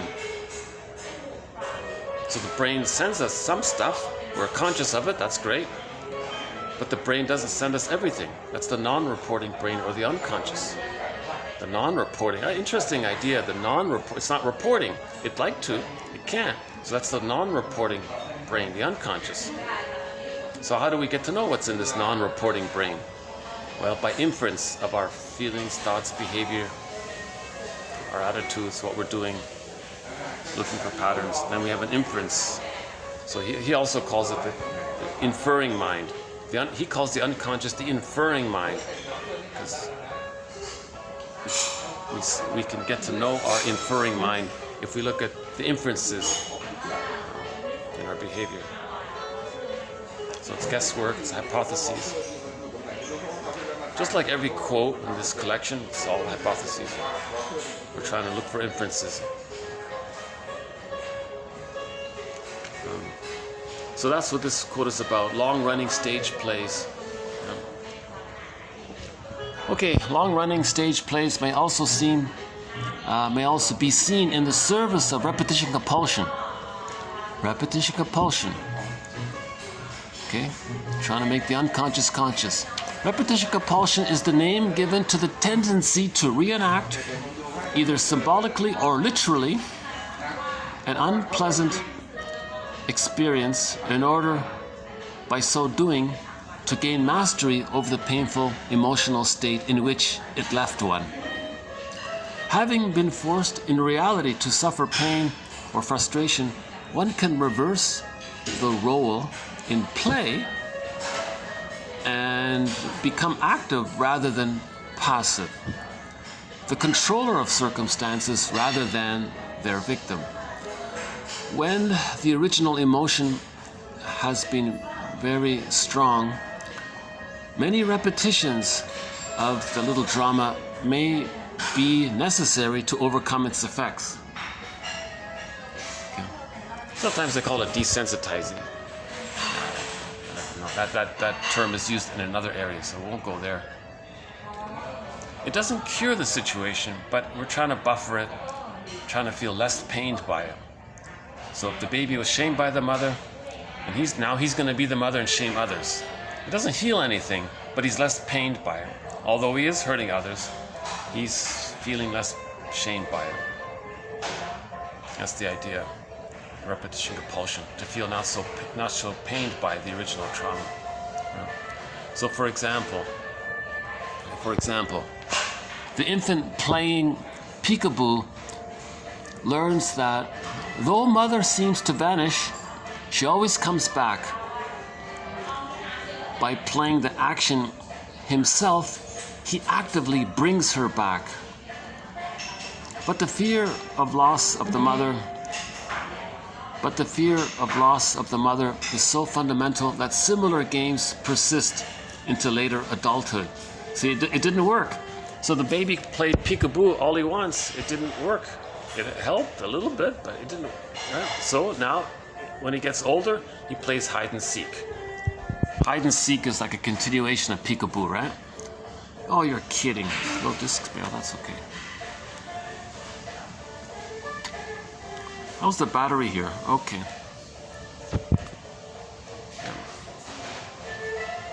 Okay, there's a cord near, there's a plug. Oh, so I'll keep my battery. That's okay. We're okay with the battery. Worst case scenario, I'll plug in So remember what we said at the beginning, toward the beginning. The baby doesn't understand time. The baby is mainly coming from an unconscious world. His psychology is mainly primary process thinking. He's mainly from this unconscious world. The hippocampus hasn't come online yet, so he's still in that archaic kind of fantasy. Forest of the imagination, the theme of these children's artworks. They're still in that kind of imagined world. There's no time there. So think about it. The baby doesn't understand time. His mother's there, great. Suddenly, the mother goes out. The baby can't think, oh, don't worry, she'll be back in a few minutes or whatever. He's fine. He doesn't get it. Poof, the mother's gone. The child doesn't understand time. He lives in a world of timelessness. If the child can't make it on his own without his mother, the child is completely helpless, completely dependent on his mother. The mother's not there. He thinks he's going to perish. He feels the screen painting. He feels the immense anxiety, abandonment, depression. It's a real huge pain if he doesn't see the mother. So that pain, to master that experience, maybe later on, he'll feel better if he plays peekaboo, because he's the one active now. So he's feeling a little better now. He's having fun now. So he'll like to play this game.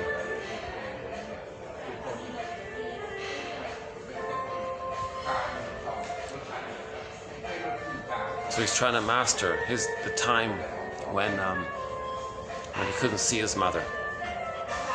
Now he's going to play the mother. Right? But he can bring the mother back anytime he wants in that game. Same with hide and seek. Right? The kids play hide and seek. One plays the missing mother, the others search, but they always find the guy. And he's it, I guess. And they turn it around. The effects of the original discomfort are not completely obliterated, but enough can be accomplished so that the feeling is brought under control.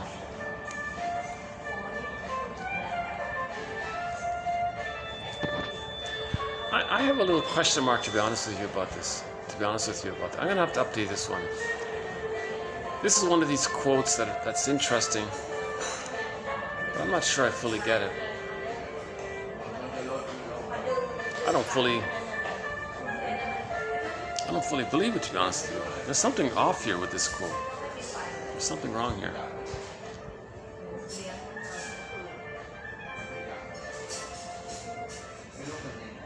Maybe they are sort of mastering it a bit if they can play it.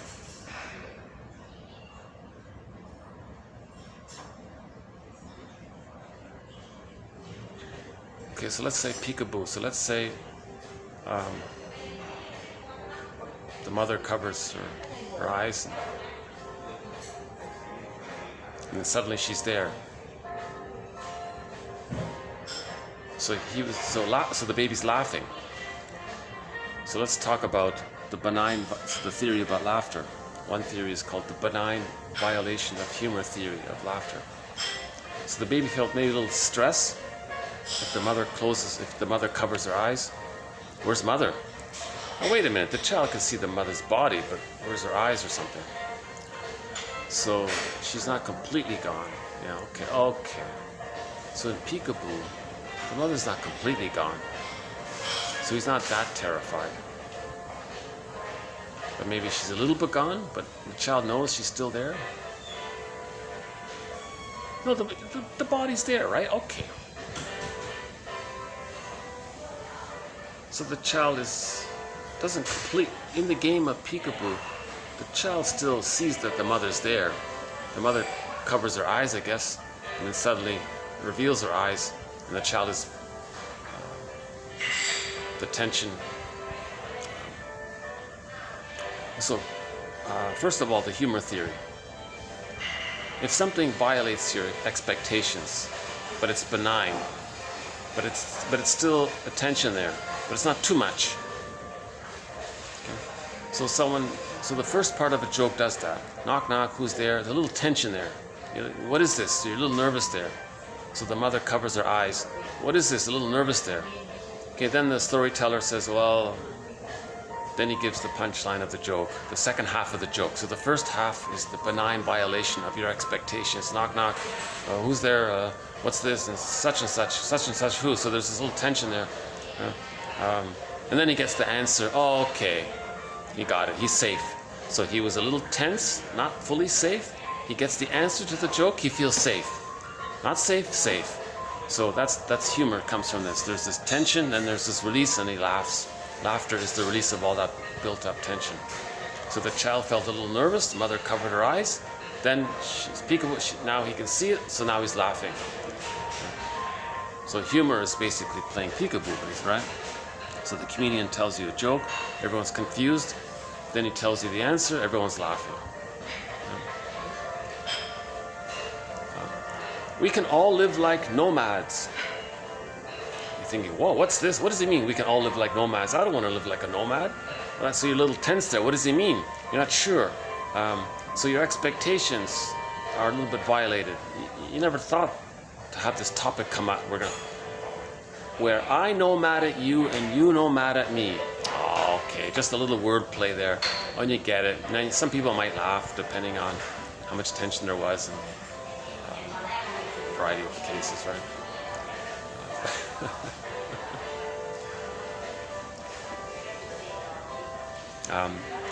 What's 5Q plus 5Q? The letter Q. What's 5Q plus 5Q? And you might be thinking, what's this guy talking about? What's 5Q plus 5Q? Oh, this doesn't make sense. You're a little tense there. You don't have the answer. Maybe the teacher reminds you the teacher's going to punish you. Well, I gotta have I don't have the answer here. What's the answer? And the guy says, "You're welcome." Oh, wait. Oh, how does it go? Hold on, sorry. Haven't told it in a long time. So what's 5Q plus 5Q? And the person is tense there, and maybe he's guessing. He says, "Do you mean 10Q?" And he's still confused. He says 10Q. And then the first person says, "Oh, you're welcome." And then he gets it. He just said thank you. 10Q, thank you. So he got him to say thank you. So if you ever need to get a person with a narcissistic pattern to have some imagining of gratitude, just ask him, what's 5Q plus 5Q? He won't answer because he'll put you down for the joke. And just reply, you're welcome. Later on, he'll think, was I supposed to have said 10Q? Thank you? I can't say thank you. But you're far away now. So at least you planted the seed that there is such a thing as the word thank you, that he could say thank you. So you're at least giving him a goal or something, planting a seed or something.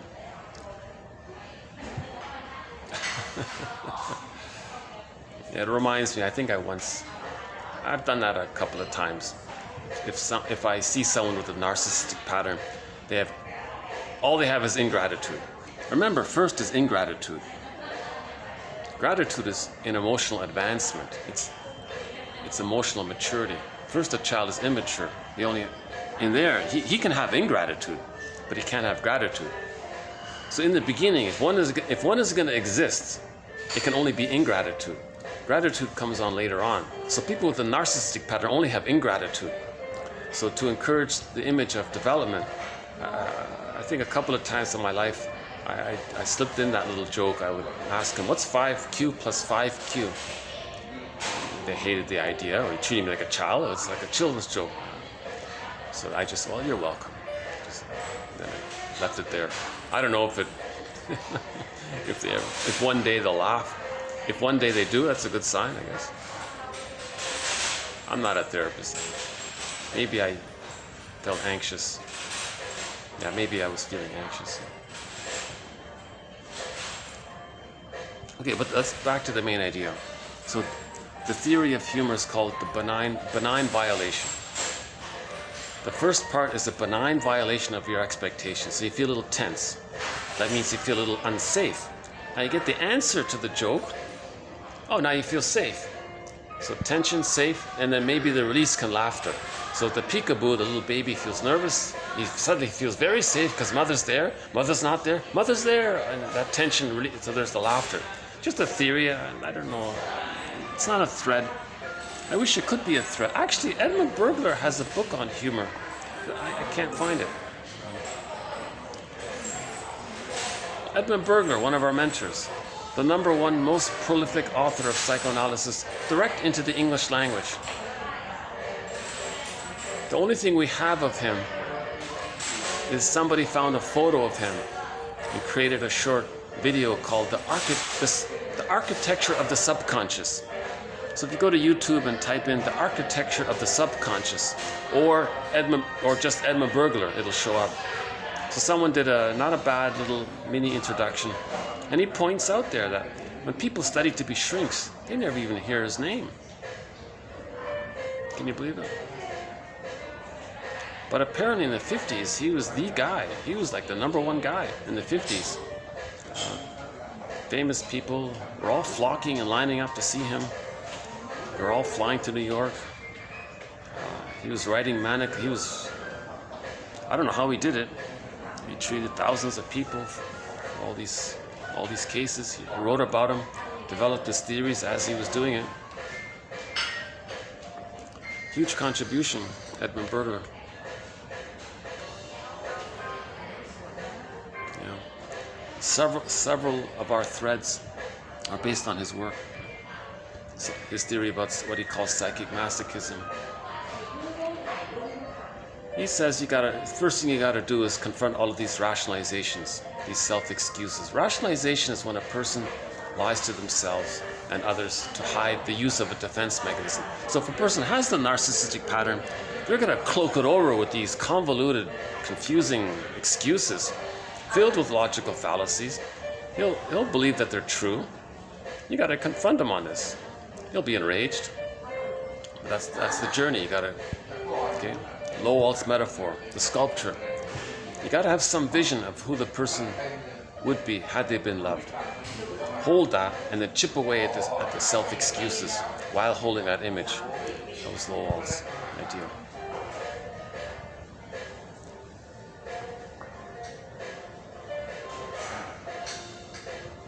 Okay. Now this might not work. Okay, this makes sense. Now this is starting to make more sense. The mother couldn't play peekaboo by disappearing. If the baby's, 3 months old, and the mother goes out and comes back, maybe the baby's depressed. Where were you? Who are you? Maybe he detaches. Now he has the avoidant attachment style. There's no fun in that. It's got to be benign. So the mother's there, but she just covered her eyes for a few seconds. But the baby knows the mother's there because the full body's there, so it's not too frightening. So it's like, you get the idea, right? Okay. And interesting with the hide and seek, that it's in a continuation of that. The kids keep playing hide and seek. You know? So we're still trying to master this trauma.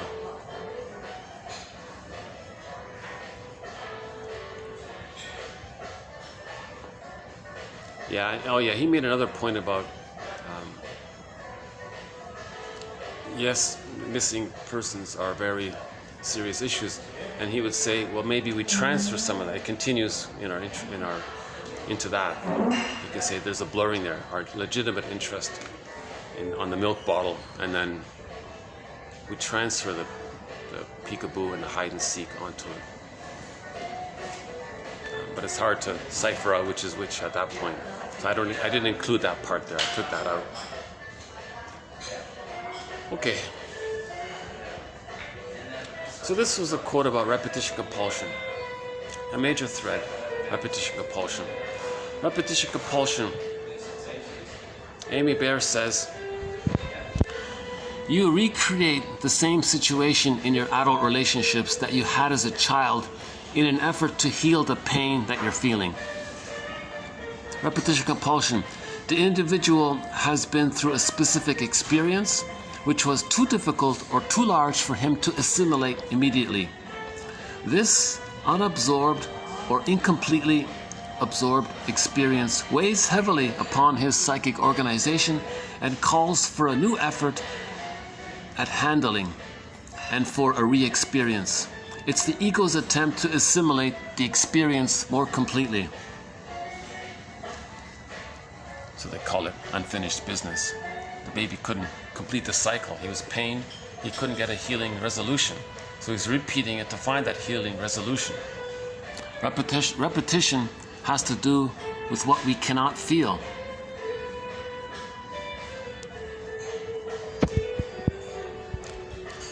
So because of this topic, I thought I would do a quick review of one of Russell's quotes. It's a long one, but it's worth a go through.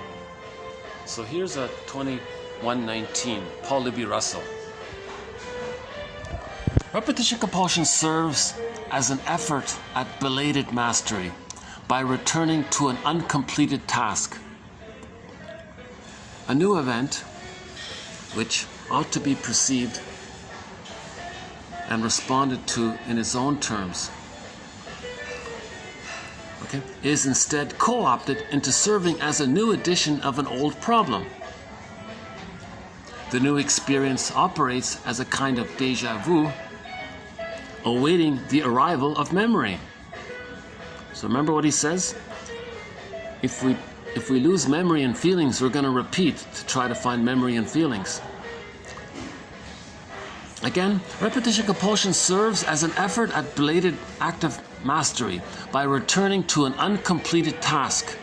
That's the unfinished business, right? So a new event in the present, which ought to be perceived and responded to in its own terms as it being in the present, is instead co-opted, right, by the unconscious self, by the puppet master within, the double self, the secret self, by the inner child of the past, into serving as a new edition of an old problem.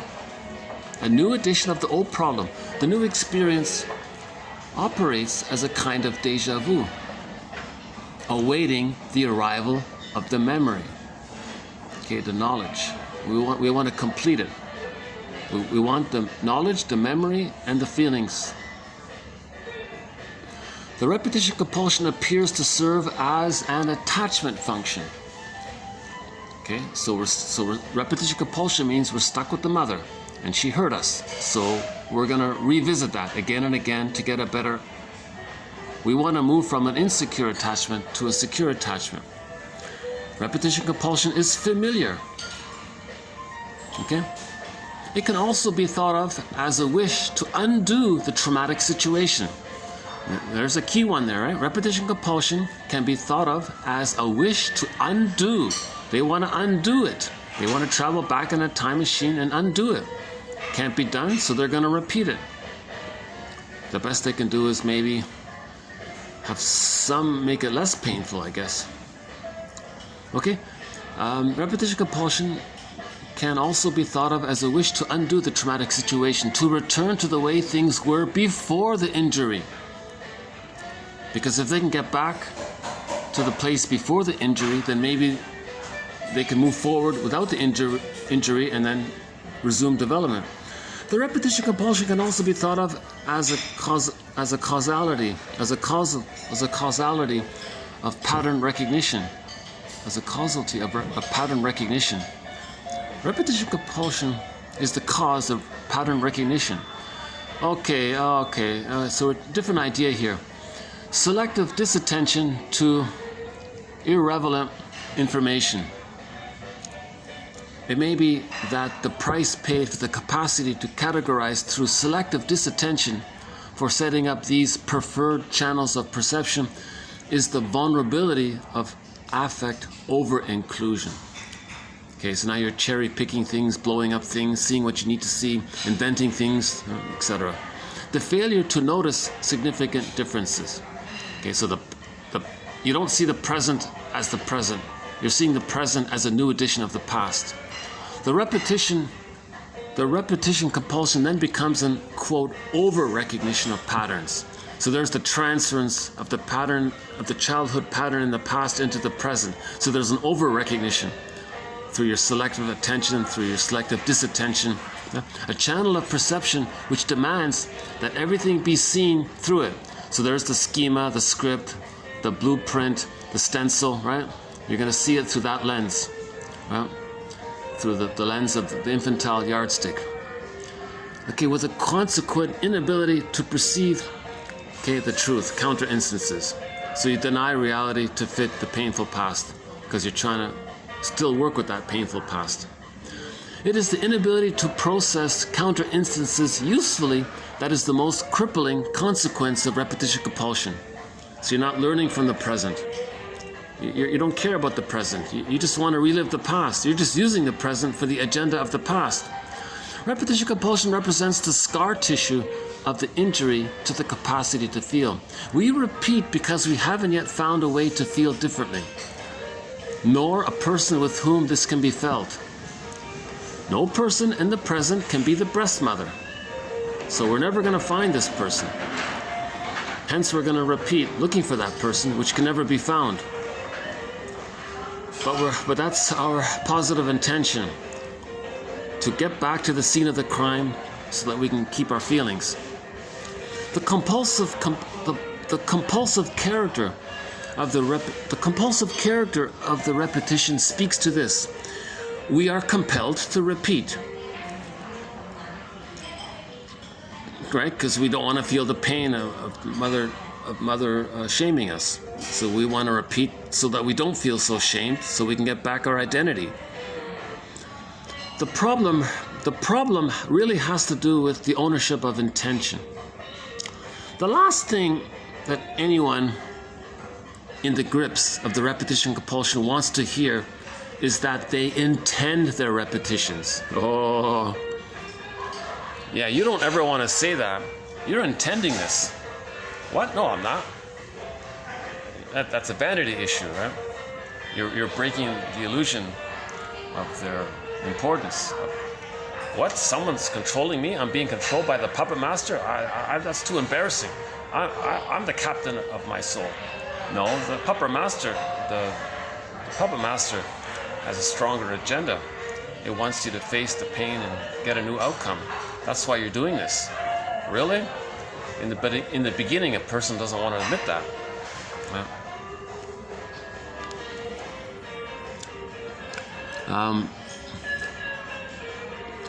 We are repeating that which, so far as we know, we would far rather not repeat.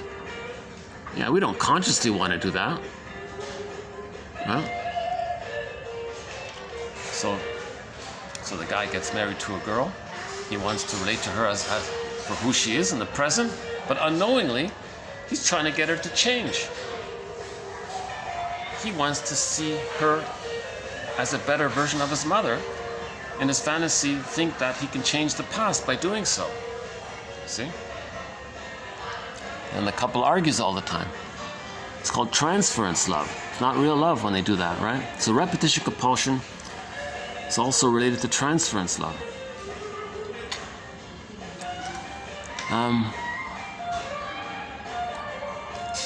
And yet we repeat. Apparently we want to, urgently, not solving the problem, simultaneously destroying present time and opportunity. So we're not solving the problem and we're missing out on the present.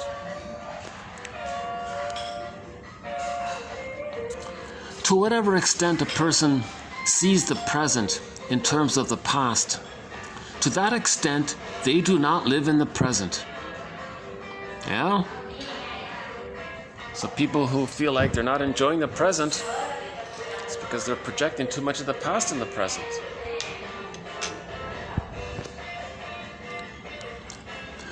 I think that every repetition contains a nucleus of hate.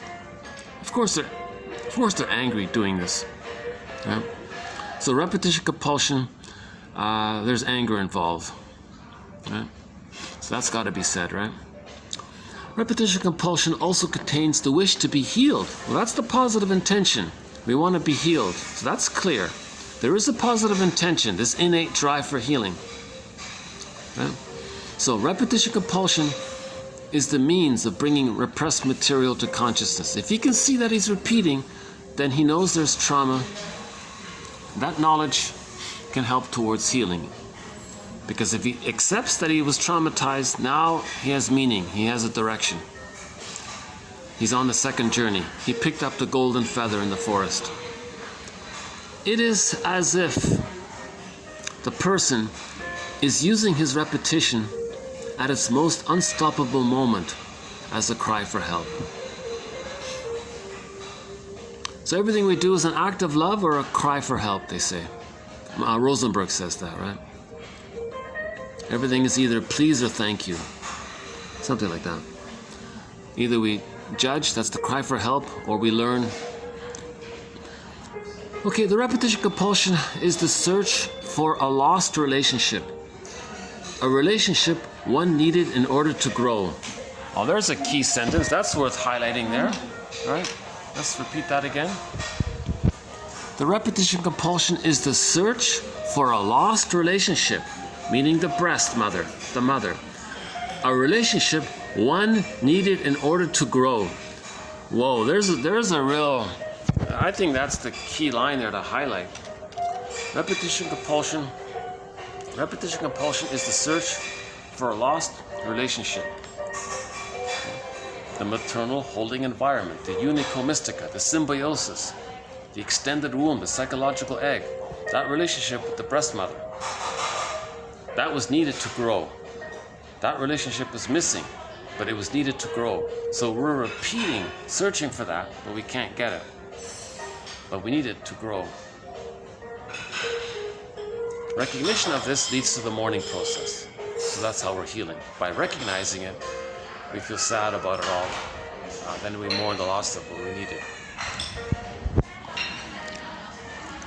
We learn to feel in relationships. And the loss of a relationship is the loss of something we need to feel. Oh, there's another one.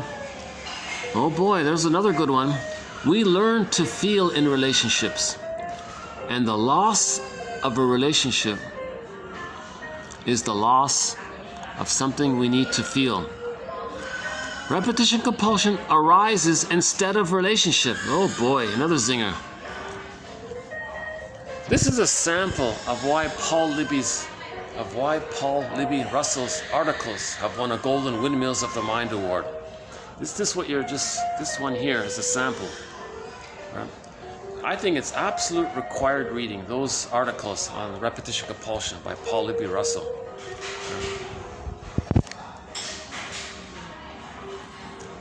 Okay, the repetition compulsion arises instead of a relationship.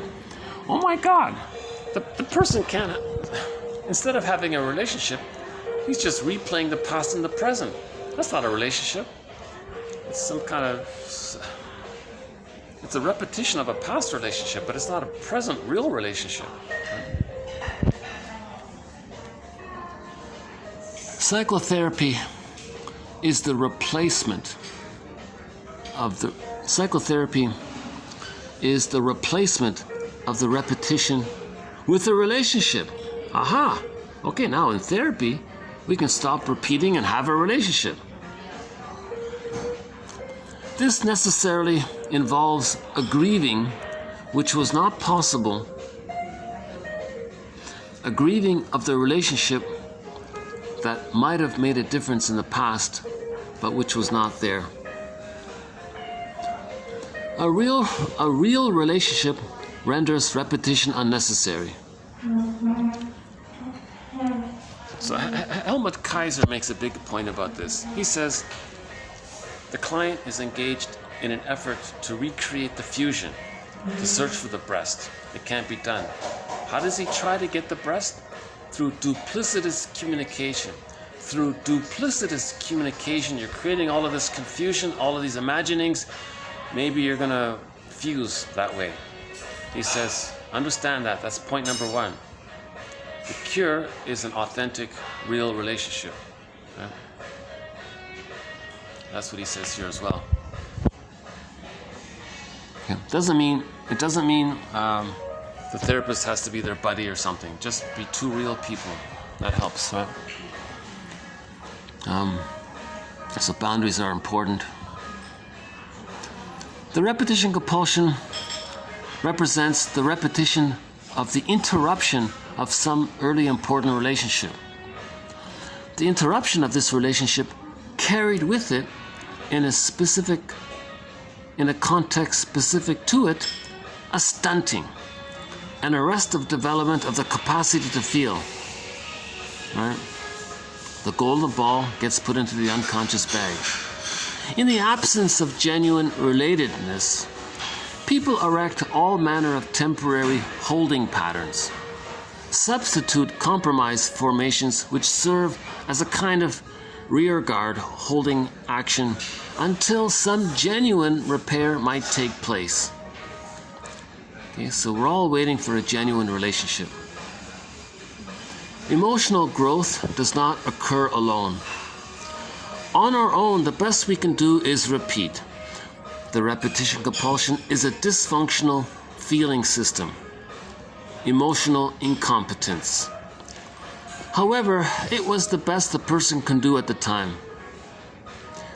The event which organized the repetition cost the individual their later emotional development in the service of surviving the disaster. The disaster. So what's the disaster? The greatest injury of all. Mother failed me. That's the disaster. Right? The basic trust was broken. The baby was born with basic trust. Where's the breast? Where's mother? Not there. Okay, that's the betrayal. Betrayal, trust trauma. Right? That's the disaster he's talking about. Now, how does he survive that disaster? How does the baby survive the disaster? He denies the truth, manufactures a goddess image, and thinks he's relating to that. That's splitting, and thinks there's two separate people. Projective identification, the cycle of projective identification didn't take place. So later on, he's going to repeat that effort to communicate that he didn't get the neural network on how to soothe himself, right? From the mother. Okay, the event which organized the repetition cost the individual their later emotional development in the service of surviving the disaster. The repetition compulsion cannot be let go without grief, without mourning. Thus, the repetition compulsion is also the first harbinger of the person's re-entry into emotional connectedness. That's what Robert Bly says. We got to start grieving. That's our re-entry into getting back our feelings and our identity. So grief work, we get back our identity. The perception of injury at the hands of a parent is the most painful and difficult perception one ever has to make. Another key line, okay, here it is. The perception of injury at the hands of a parent. Whoa, you trust the parent, right? Parent is God to a baby, right? The perception of injury at the hands of your mother, oh boy, is the most painful and most difficult perception one ever has to make. The greatest pain of all, the greatest injury of all.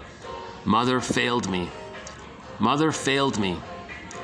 Okay, that's the most painful and difficult perception one ever has to make.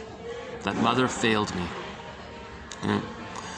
The discovery of what one feels is also the discovery of who one is and who one was. I feel, therefore I am. Quote, every finding is a refinding. Okay, secondary process refines. The second journey we refined. That's called the middle journey, the journey of midlife. The midlife audit, the midlife examination period. It can begin with a crisis or it doesn't, but we want to refind, right? Get back what we lost. It takes ego work, okay? Consciousness raising. Okay, so all of these quotes help with this. We want to build our knowledge. It takes ego work to make a memory, to construct the past. The repetition compulsion is necessary. The repetition compulsion is necessarily the only way we can begin to know our past. The repetition compulsion is necessarily the only way we can begin to know our past. Okay, meaning they're synonymous. When you understand that repetition compulsion means trauma, that trauma and repetition compulsion are synonymous, then that's the beginning to know your past, that there is trauma. Repetition compulsion is a flashing neon sign saying trauma, trauma, right? The therapist sees the normality of this apparently neurotic process. So the therapist has been there, so he gets it. The pain of memory is part of the human condition. Every finding is a refining, most especially of lost relationships. Memory, language, and feeling all depend upon human relationships. The repetition compulsion contains the history of our losses and the quest for a new relationship. So that's just one of his key quotes. We have other excellent quotes by Russell.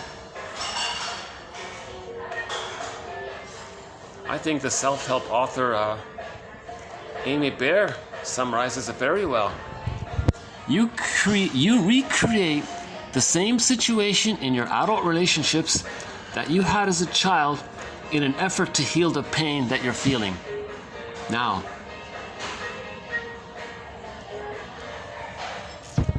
So part of this, one conceptualization about this second journey is to advance from the paranoid schizoid position, meaning the splitting, the projective identification, negative magic gesture, right? The double focus of being the aggressor, imagining that the victim was the aggressor to you, and now you feel justified in being the aggressor to shame others, thinking that you were just shamed in the process because of the fusion. That's the paranoid schizoid position. Okay, Melanie Klein's theory. According to Melanie Klein, the consolidation of the ego, okay, ego repair, ego building, healing the mind, the consolidation of the ego, the psyche, begins after the first half year of life, when the frustrating and the gratifying mother, the two mothers, the good mother and the bad mother, good breast, bad breast, okay, are experienced as one person. So there's the key there. In the trauma, the child creates splitting, goddess and demon. That's an elaboration of the breast image. And they're separate. That's splitting. That's based on the premise the child cannot see the mother as one person. That means the child never felt safe to do so. It was the greatest betrayal of all, right? Mother failed me. So the splitting is in response to that. Now, in normal, healthy development, this may be temporarily there, the first few months. But then the two images come together, the mother is seen as one person. If this doesn't take place, then at midlife, we have to do it ourselves. At midlife, we have to heal ourselves. That's the moral revolution, to heal ourselves. The Know Thyself movement, the self-awareness movement, the self-reparenting movement, mythopoetic movement, the moral revolution. So we face unconscious ambivalence, face the truth that the mother was misattuned. Once we understand that it's not her fault, it helps to forgive, but we got to get to a place where we really feel it. Then you need to talk to somebody during that time. Grief is healed when it's witnessed by a caring other. Like Russell says, you can't do this alone. Well,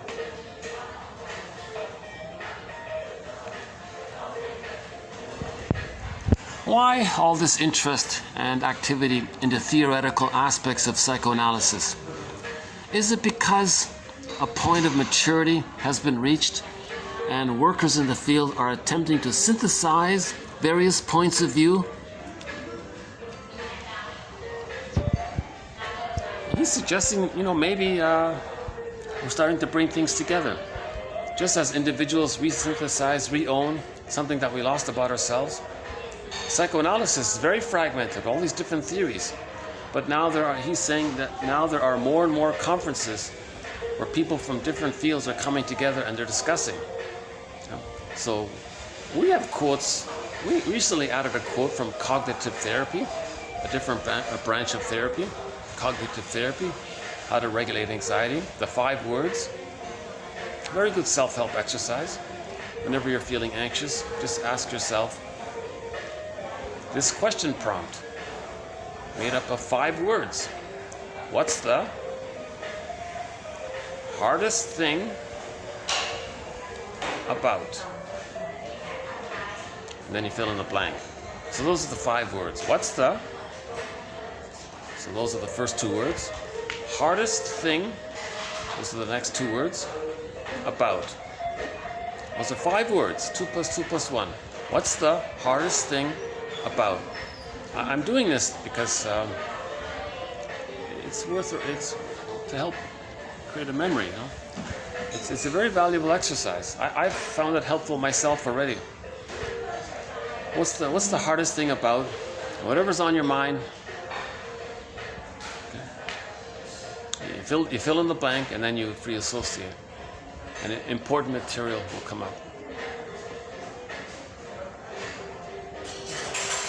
What's the hardest thing about sitting in this position? I feel a little tense. Okay, now, already I calmed down a little bit.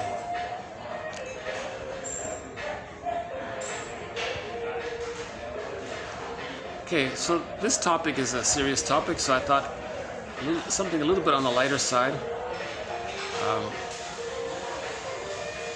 So we're going to move over to the TV show from the 60s called The Fugitive.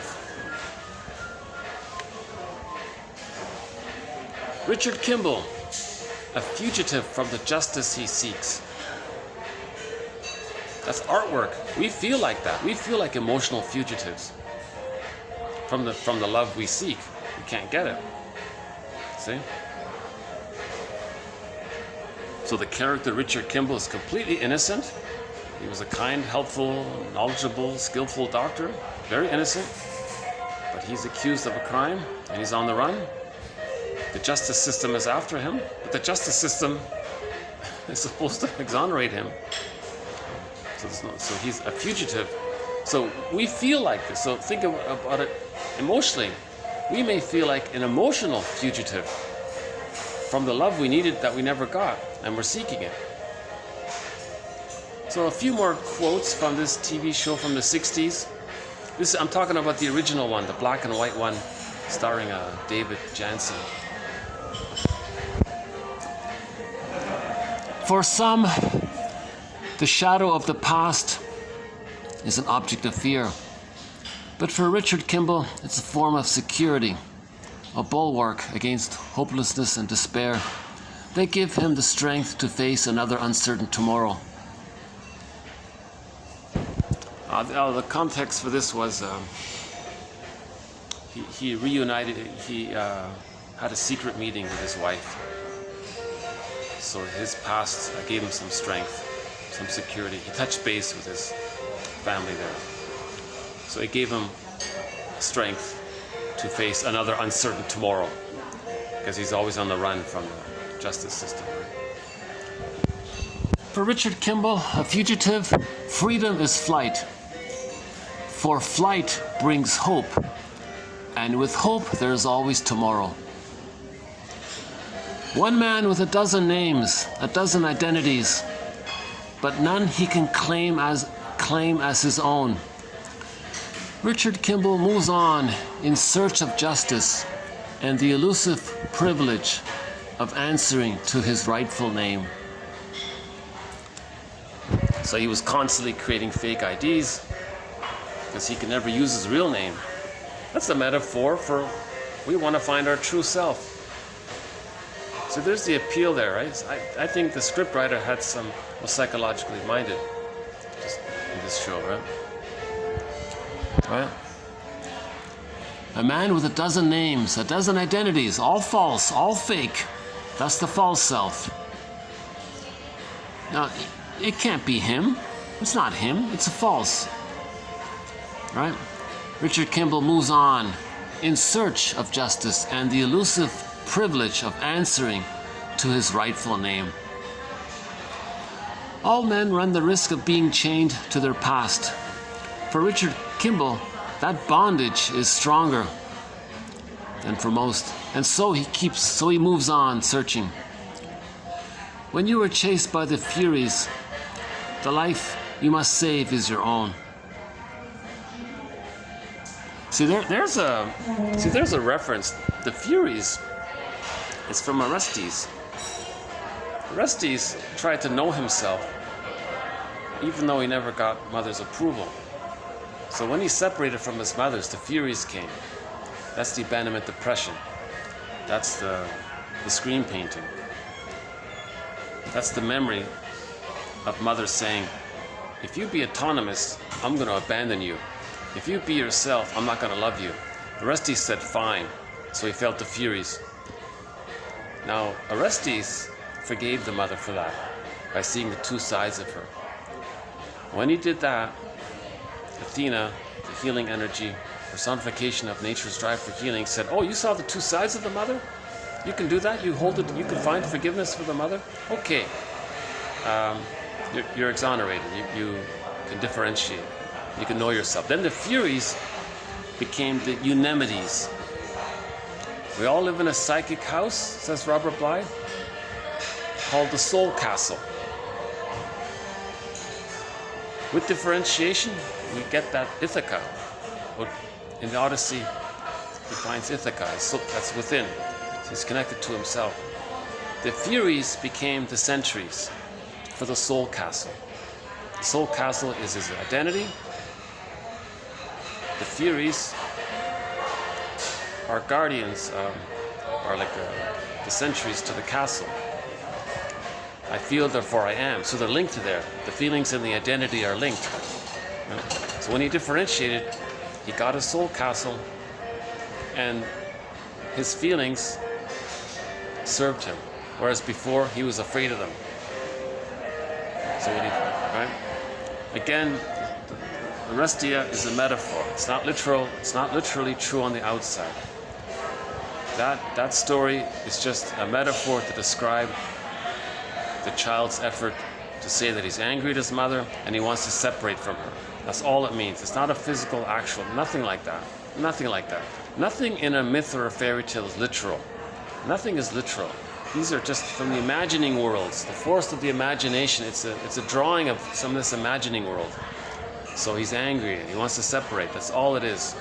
And he feels guilty to do so. So the Furies are up chasing him. It's hard to do it. It's hard to find our psychological birth. Man's main task is to give psychological birth to himself. Did they get it naturally by the age of 3 with a secure attachment style? What a man was ain't nearly as important as what he is. Right? So let's borrow the one from Have Gun Will Travel by Richard Boone. If men have a common factor, it seems to me it's their ability to err, make mistakes. If a man's mistakes determine what he was, then what he does about those mistakes should determine what he is. Again, so this is Richard Boone here in the role of Paladin. So this is the character called Paladin, sort of a big hero back in the 60s. If men, so he was talking to a younger guy, right? So he was being a bit of a mentor here. He was saying to a young guy, you know, if men have a common factor, it's we're human, we make mistakes. It seems to me it's their ability to err. If a man's mistakes determine what he was, then what he does about those mistakes should determine what he is. Okay, so that's what this one here was. What a man was ain't nearly as important as what he is now, right? Okay, next one here. When a child has been unloved, every stranger is a potential reminder of the open, invisible wound of feeling like an emotional fugitive. Every friend is surprise. For Richard Kimball, the only real friend is the road that has no end. Okay, on the lighter side here, quote, "It's just superstition." You're right. The guys down here, sometimes I think they've got more rabbit's feet than brains. They've got more rabbit's feet than brains. Oh, a funny one. Another on the lighter side here. Quote, She has a lot inside of her. You might call it the drive to grow. That type of energy is hard to stop." And the guy says, "Hey, just you stay away from her and don't you worry about her energy." So there was this young lady who was hooked up with some criminal guy or something. And the young lady was talking to Richard Kimball, the doctor. And then one day Richard Kimball bumped into the young lady's boyfriend. So Kimball says to her, "Well, she's trying to grow. She wants to learn." Oh yeah, she was asking Kimball to tutor her, to teach her how to read. So she was curious to learn and grow and to read. And the boyfriend said, "You don't need books, don't read. You have me, don't read." So he was being a bully there, right? And Kimball said to this bully guy, "Your girlfriend has a lot inside her. We might call it the drive to grow. That type of energy is hard to stop." And the bully guy said, "Hey, you just stay away from her. Don't teach her books and don't you worry about her energy." Sad and funny at the same time. So those are just a few. We'll have more quotes. I haven't seen the whole series. It's just maybe the first half of it, really.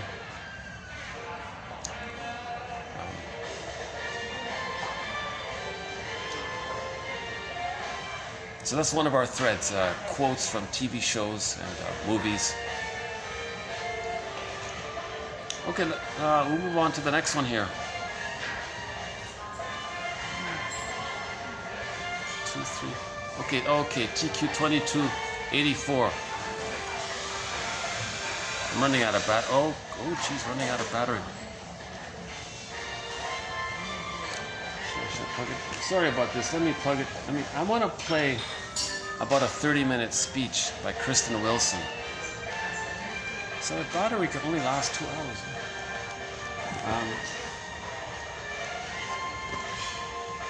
Actually, I played it in the summer twice because I wanted to have it. I wanted to have a record of it. Right? Hold on a sec. Let me plug this in here. Is the cord still there?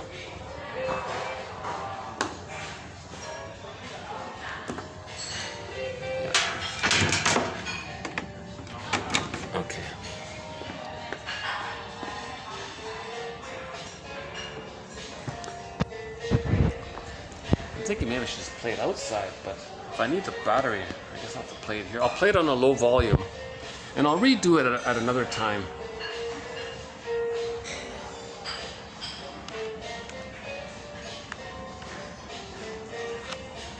That worked? Good, okay. So we're getting power back.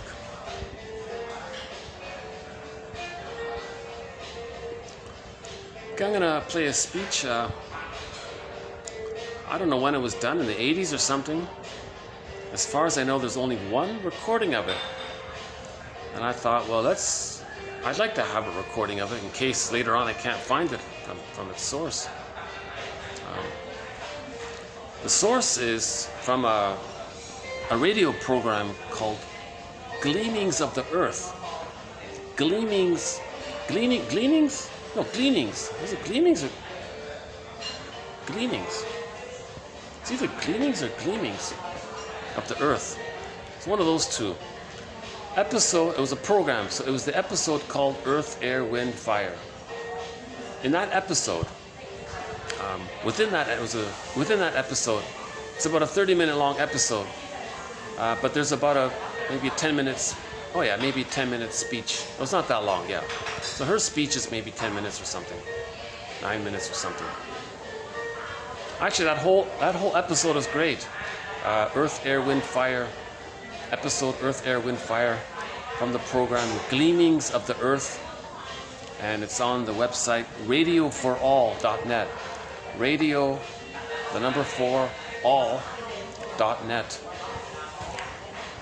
But you got to search through their archives. But to get to their archives, do it through Google. Don't go to the website. You won't find it directly at the website. You have to, at a roundabout way, search for it in Google. Gleamings of the Earth, Radio for All. Then it comes up that way. So it's getting harder and harder to find this. But it's a great little speech. She's a drama teacher. She teaches people how to do plays and drama and all that. So she made a little speech herself. So it's partly theatrical, but it's partly serious, it's partly funny. It's a little dramatic, and she's a little strong in her delivery.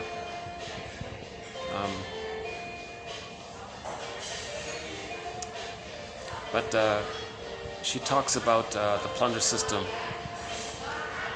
and the solution being we got to feel. Once we feel, we're good. Once we feel, we got our identity. That's I'm okay, you're okay. Once we get our identity, it's tolerant personality. I'm okay, you're okay. We don't hurt others. Yep. We only hurt others to communicate that when we were babies, we were hurt. So if we heal, we stop this. So we got to grieve, feel, and that's the conclusion. So she was trying to make a link between the plunder system being an expression of how we're not feeling. The goal is to get back our feelings, like Paul Libby Russell here says, get back our feelings. We repeat because we're not feeling. If we get our feelings, we stop repeating. Now, how do we get back our feelings? We need narrative truth. Okay, we got to associate knowledge, build our ego, find our story. In the process, we're getting back our feelings. So the grief process and our identity is coming back. So that's sort of the conclusion of her Mammon. So you're going to hear her. She makes a joke by saying that she doesn't want to give a sermon because it sounds like sir. What about women? So she calls her sermon a mammon to support women. Just a little joke there, but so she's giving a little. She's behaving like she's giving a little sermon, like a fiery speech, but she calls it a mammon kind of thing. So give me about 15 seconds to dig it up here, and we'll play this speech here, and I'll do it again. I'll play it again later when there's no background noise. Hold on a sec.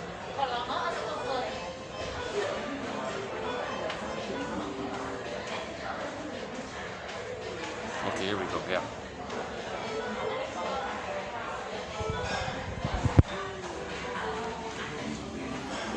Okay, Earth, Air, Fire, Water. That's the name of the episode. And I won't play the whole episode. I won't play the whole program. Your loved ones, is down to some kind of new put. Okay, here we go.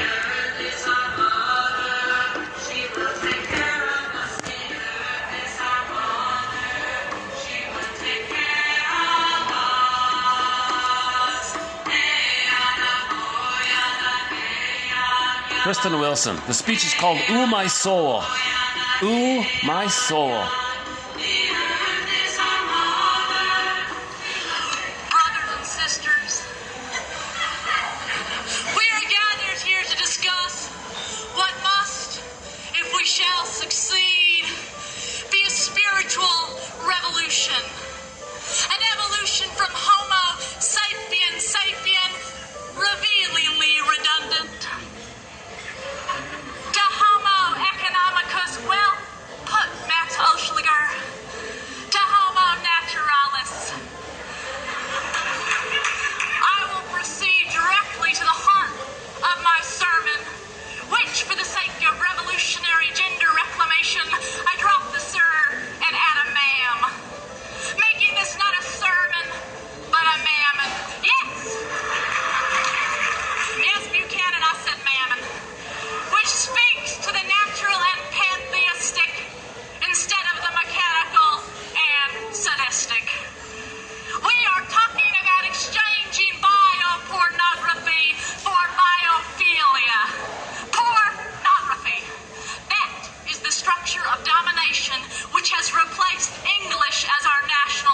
language.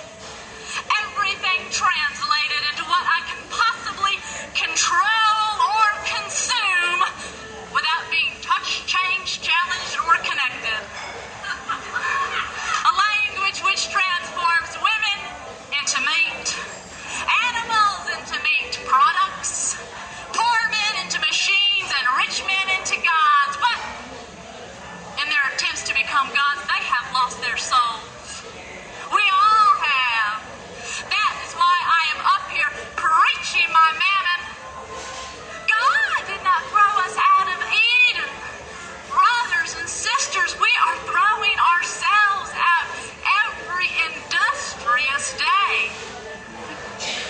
That apple Eve ate was good, sweet. But what about the apples now with their red, shiny, pesticidal coverings, Satan in the shape of Monsanto? But it's okay. I can afford organic. I am single, white, educated. I don't have children to feed. There will be poor with us always. Let them eat the pesticide-riddled fruit. Ha! Joke, riddle, on us. Genocide continues. Organic for the rich, toxic tap water for the poor. We have a lot of work to do if this re-evolution is really going to happen and save us. So, let us talk about salvation. And I do not mean a peach smoothie and a massage. I am talking about saving this planet and the people with it. How will we be saved? The environmental catastrophe appears overwhelming. We are afraid we cannot think our way out of this mess. Of course not. Here we go. We must feel our way out. We must learn to listen with our hearts and our hands. If you are not in your body, you are not making sense. Literally. It is disembodied discourses that have got us into this crisis. Disembodied discourse. We have worshipped the false gods of logic, progress, productivity, practicality. If destroying the earth for short-sighted economic profit is intelligent, reasonable, then please, God, make me a moron. This is a spiritual revolution about finding our ways back to the land, finding ways to be fed, spiritually fed. And it is not easy. I know. I myself have strategized on ways to make my plans fit their pathology. I have walked through the shadow of political expedience. Once I had a campaign I thought I'd do this whole campaign about changing the environmental reference to this earth, from Mother Earth to Father Planet. Yeah. You see, I read all those bumper stickers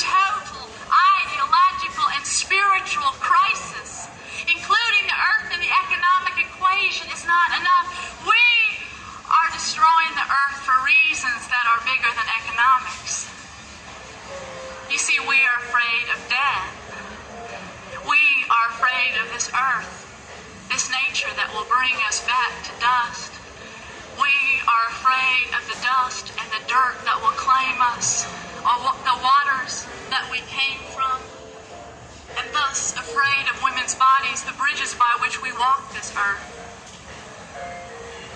An intellectual atheist, performance artist in spiritual crisis wrote this sermon. Because this revolution is about a religion in one of its original meanings, re-linking, reconnecting. The lives of women raped and murdered daily are fought in this struggle. The lives of indigenous peoples are fought in this struggle. The men and women lost in the empty addiction of power, these infantile gods. Infantile gods. Will grow into their souls if we win. We must win. If the pioneers had a manifest destiny to colonize, control, and consume, then the pioneers should have a manifest destiny to decolonize, create, and commune.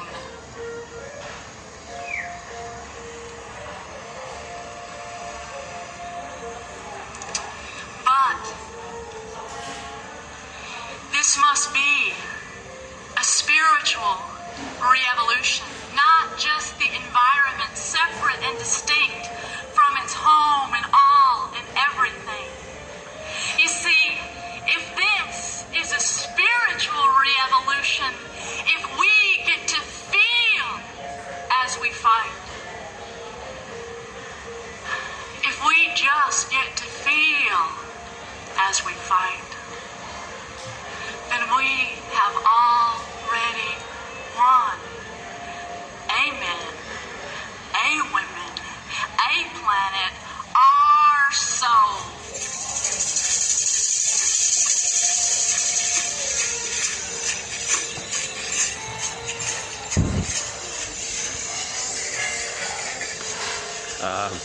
She said, I want to talk about salvation. And I don't mean a peach smoothie and a massage. So she was probably talking to a very pampered kind of audience or something. Yeah, I like the line about disembodied discourse. It is disembodied discourse that has got us into this trouble.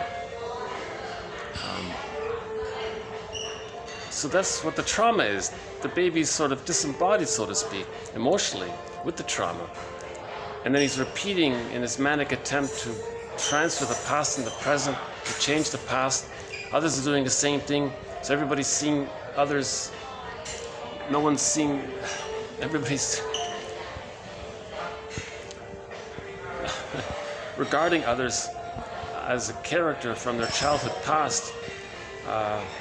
Now, she said about the greed, right? The baby's concept of what he needs is an inexhaustible flow of goodness. That's the breast. That's projected onto the earth. So we're plundering, trying to get in the milk from mother's love and milk. It doesn't work because it's past that critical time. Right? The nursery time was a one-time deal. It was a one-way ticket. But when we project the breast onto the world and we plunder, we keep trying to take in and absorb, it's insatiable. So that's the greed. So people with a narcissistic pattern are greedy. They just keep hoarding in, taking in, and it's like a compulsion. Now this compulsion does have a positive intention. It's meant for the person to see that he didn't get he wasn't held and breastfed and all that, right? Now some people say if the mother's excellent in every other way, then maybe the bottle was okay, because it's not so much about the milk, it's about the relationship with the mother and the love with the mother. But I'm not so sure about that. I'll have to replay the Gleanings of the Earth. Why was I saying Gleanings? So the radio program is called Gleanings, right? Gleanings of the Earth, and it's episode Air, Earth, Wind, Fire. That one, yeah. And It's a 30-minute program, so I just played sort of the mid part there. And there's other. The rest of the program has some good stuff too, some poems and the wild. Someone read The Wild Things, the poem. There's a couple of songs in there. Oh, the clip from Joseph Campbell in there. There's a clip from Joseph Campbell in there. My understanding, I think what's going on with him is, do we have it here? Hold on a sec. Let's play that clip from Joseph Campbell.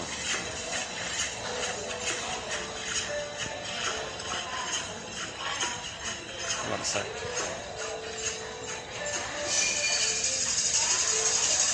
Basically, he says that he doesn't feel alive. He doesn't feel real. He wants to feel alive. I think, and he says, we're not looking for understanding or truth or meaning. No, that's not it. Why did not? Oh, here's a nice song, yeah. I think what we're seeking is an experience of being There's Joseph Campbell. Here's my understanding of this. People say that what we're all seeking is a meaning for life. I don't think that's what we're really seeking. I think what we're seeking is an experience of being alive.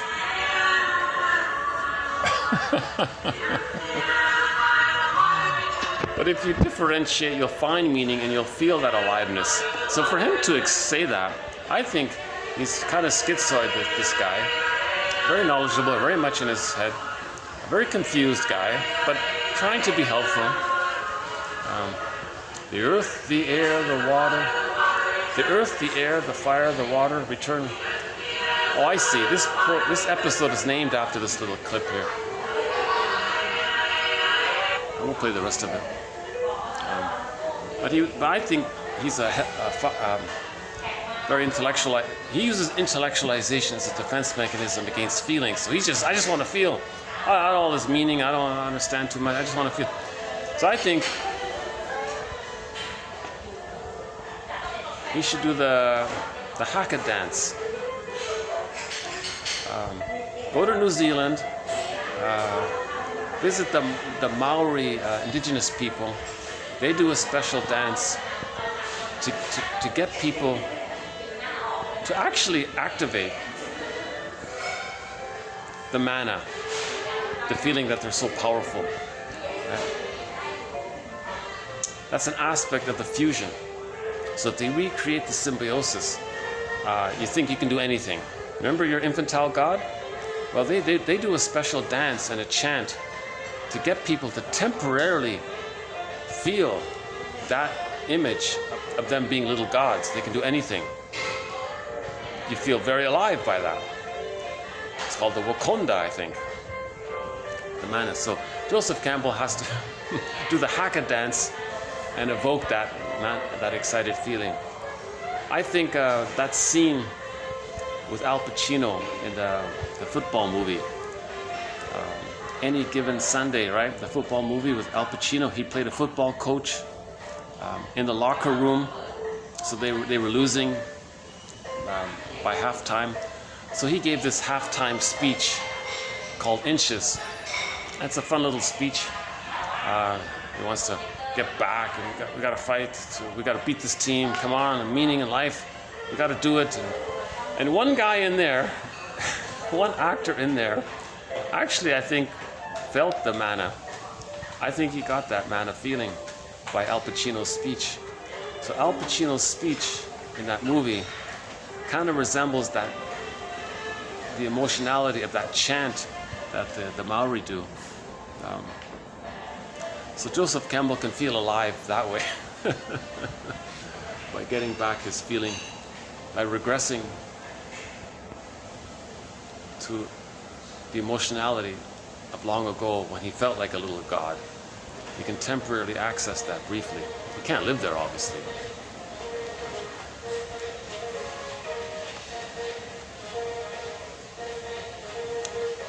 So I think I have enough battery. Okay, so we have enough battery here to finish up on a song here. So let's start to wind this video down here. But yeah, let me just say. So we started off with we talked a lot about repetition compulsion.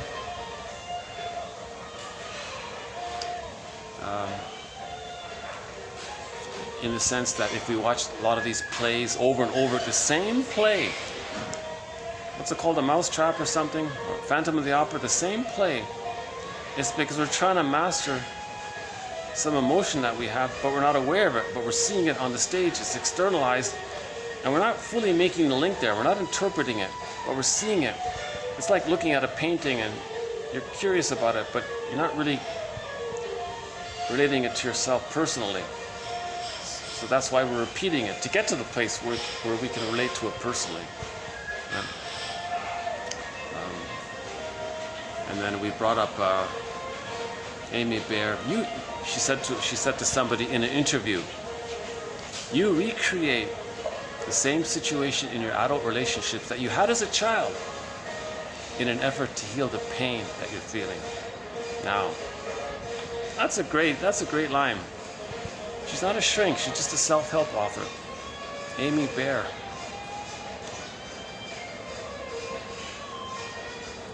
Okay, so we did the Paul Libby Russell quote and a couple of other ones here, and the the fugitive one. Richard Kimball, a fugitive from the justice he seeks. Okay, let's choose the plunder system. No, I mentioned it. I'm not going to do it. I mentioned it yesterday. There's another very good song about the plunder system by Bruce Cockburn. It's Call It, and we'll fill in the blank. You'll find it. But I have mixed feelings about him because apparently he won some big award of being an administrator of the plunder system. And he's big on religion now. And religion is a tool of the plunder system. So some of the things he said, I wonder about. But it's still a great song. It's still a great song. Call It, fill in the blank. So there's a good example of the prejudiced personality, because in the plunder system, the perpetrators loot and get everything, then they have a party amongst themselves, and they call it that. And they ignore the victims. Why? Because it's us or them. They ignore the them. That's the prejudiced personality. That's a replay of the dynamic between the mother and the baby. The mother was all important, and the baby was shamed. So the baby felt that the mother didn't care about the baby. So they replay that by not caring about others and ignore others. The baby felt ignored and hurt and shamed. Okay. So it's just sort of replay about that. So I think he sort of references that when he says that the plunder system, let's give it a nice sounding name, but that name only refers to the one side of people having a good time after they plunder and pillage and they have a party. They call it that, ignoring the suffering of all the other people, because those other people, right, they don't want to feel inner poverty. So there's a negative magic gesture. Right? Look, mother in the mind, you see, I helped create poverty out there. I'm showing you that you made me feel inwardly impoverished, emotionally. I feel emotionally impoverished. I don't know how to get you to see this. Maybe if I create poverty, you'll get the idea of how I feel, as above, so below.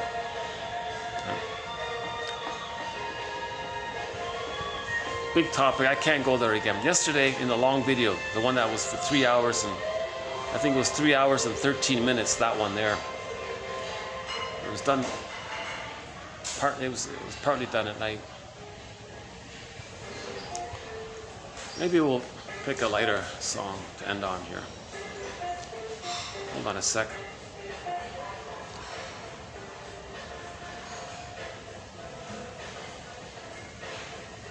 Well, while I'm searching for a song, let's play this instrumental one in the background.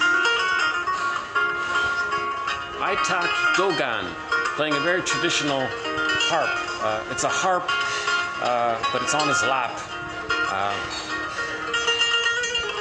The song is called Love and Istanbul. He's an instrumentalist from Turkey, playing a song called Love and Istanbul by Aitak Dogan. Let's play that in the background.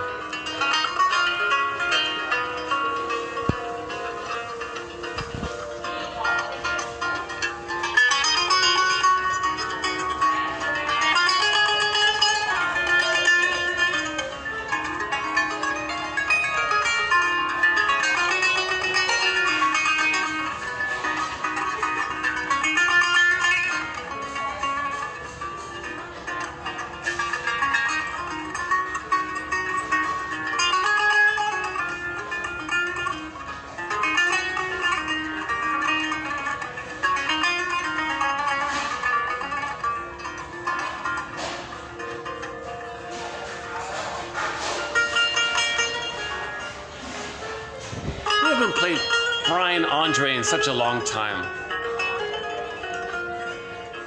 Let's play one of his songs here. Brian Andre. He sings in his first language called Inuktitut. Inuktitut. Let's play one of it. Let's just pick any one of his songs here. They're all great songs. How about this one here? This one's called Ni He Teti.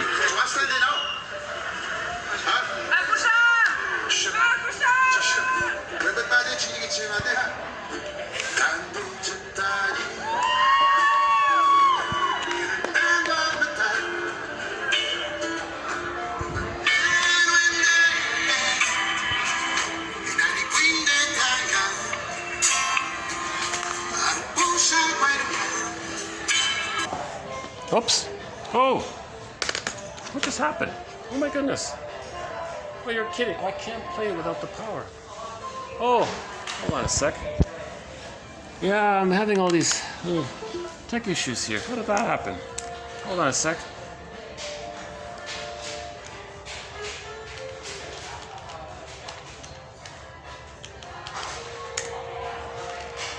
Let's try that again.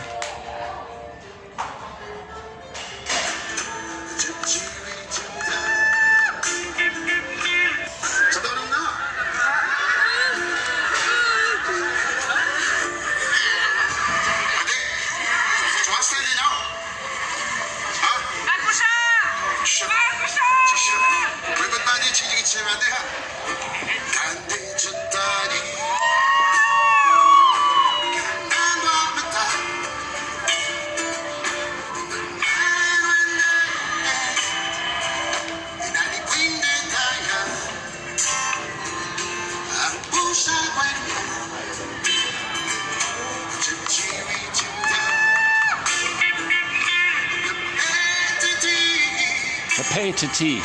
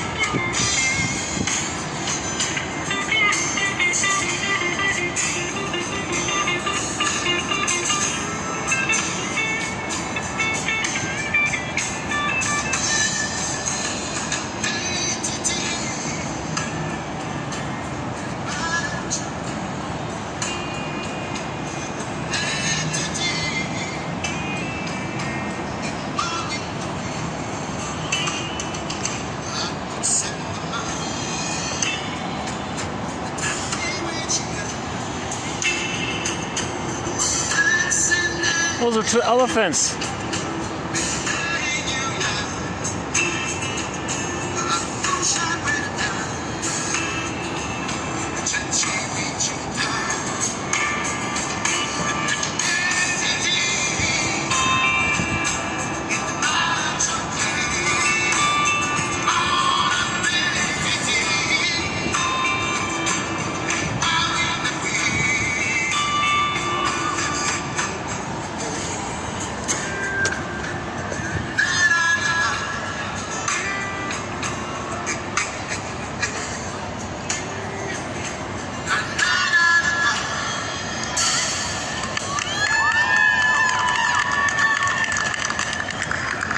Let's play another Brian Andre song.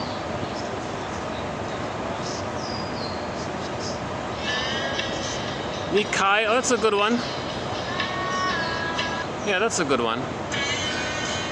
That one there. How about this one? Okay, let's just stick with Nikai. Nikaui. Not sure what it means. Nice sort of song.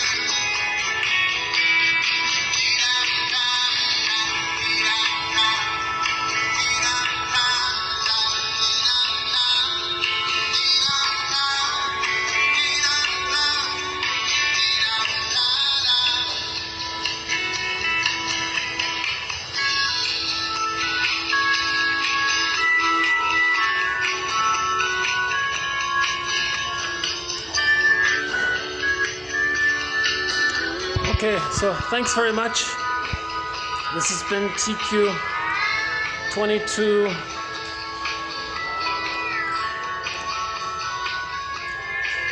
Sorry, I forgot the numbers. 22, 80, early 80s. I think it's 20 TQ 22, 80 something. A lot more quotes to our various threads. Thanks very much. Bye for now.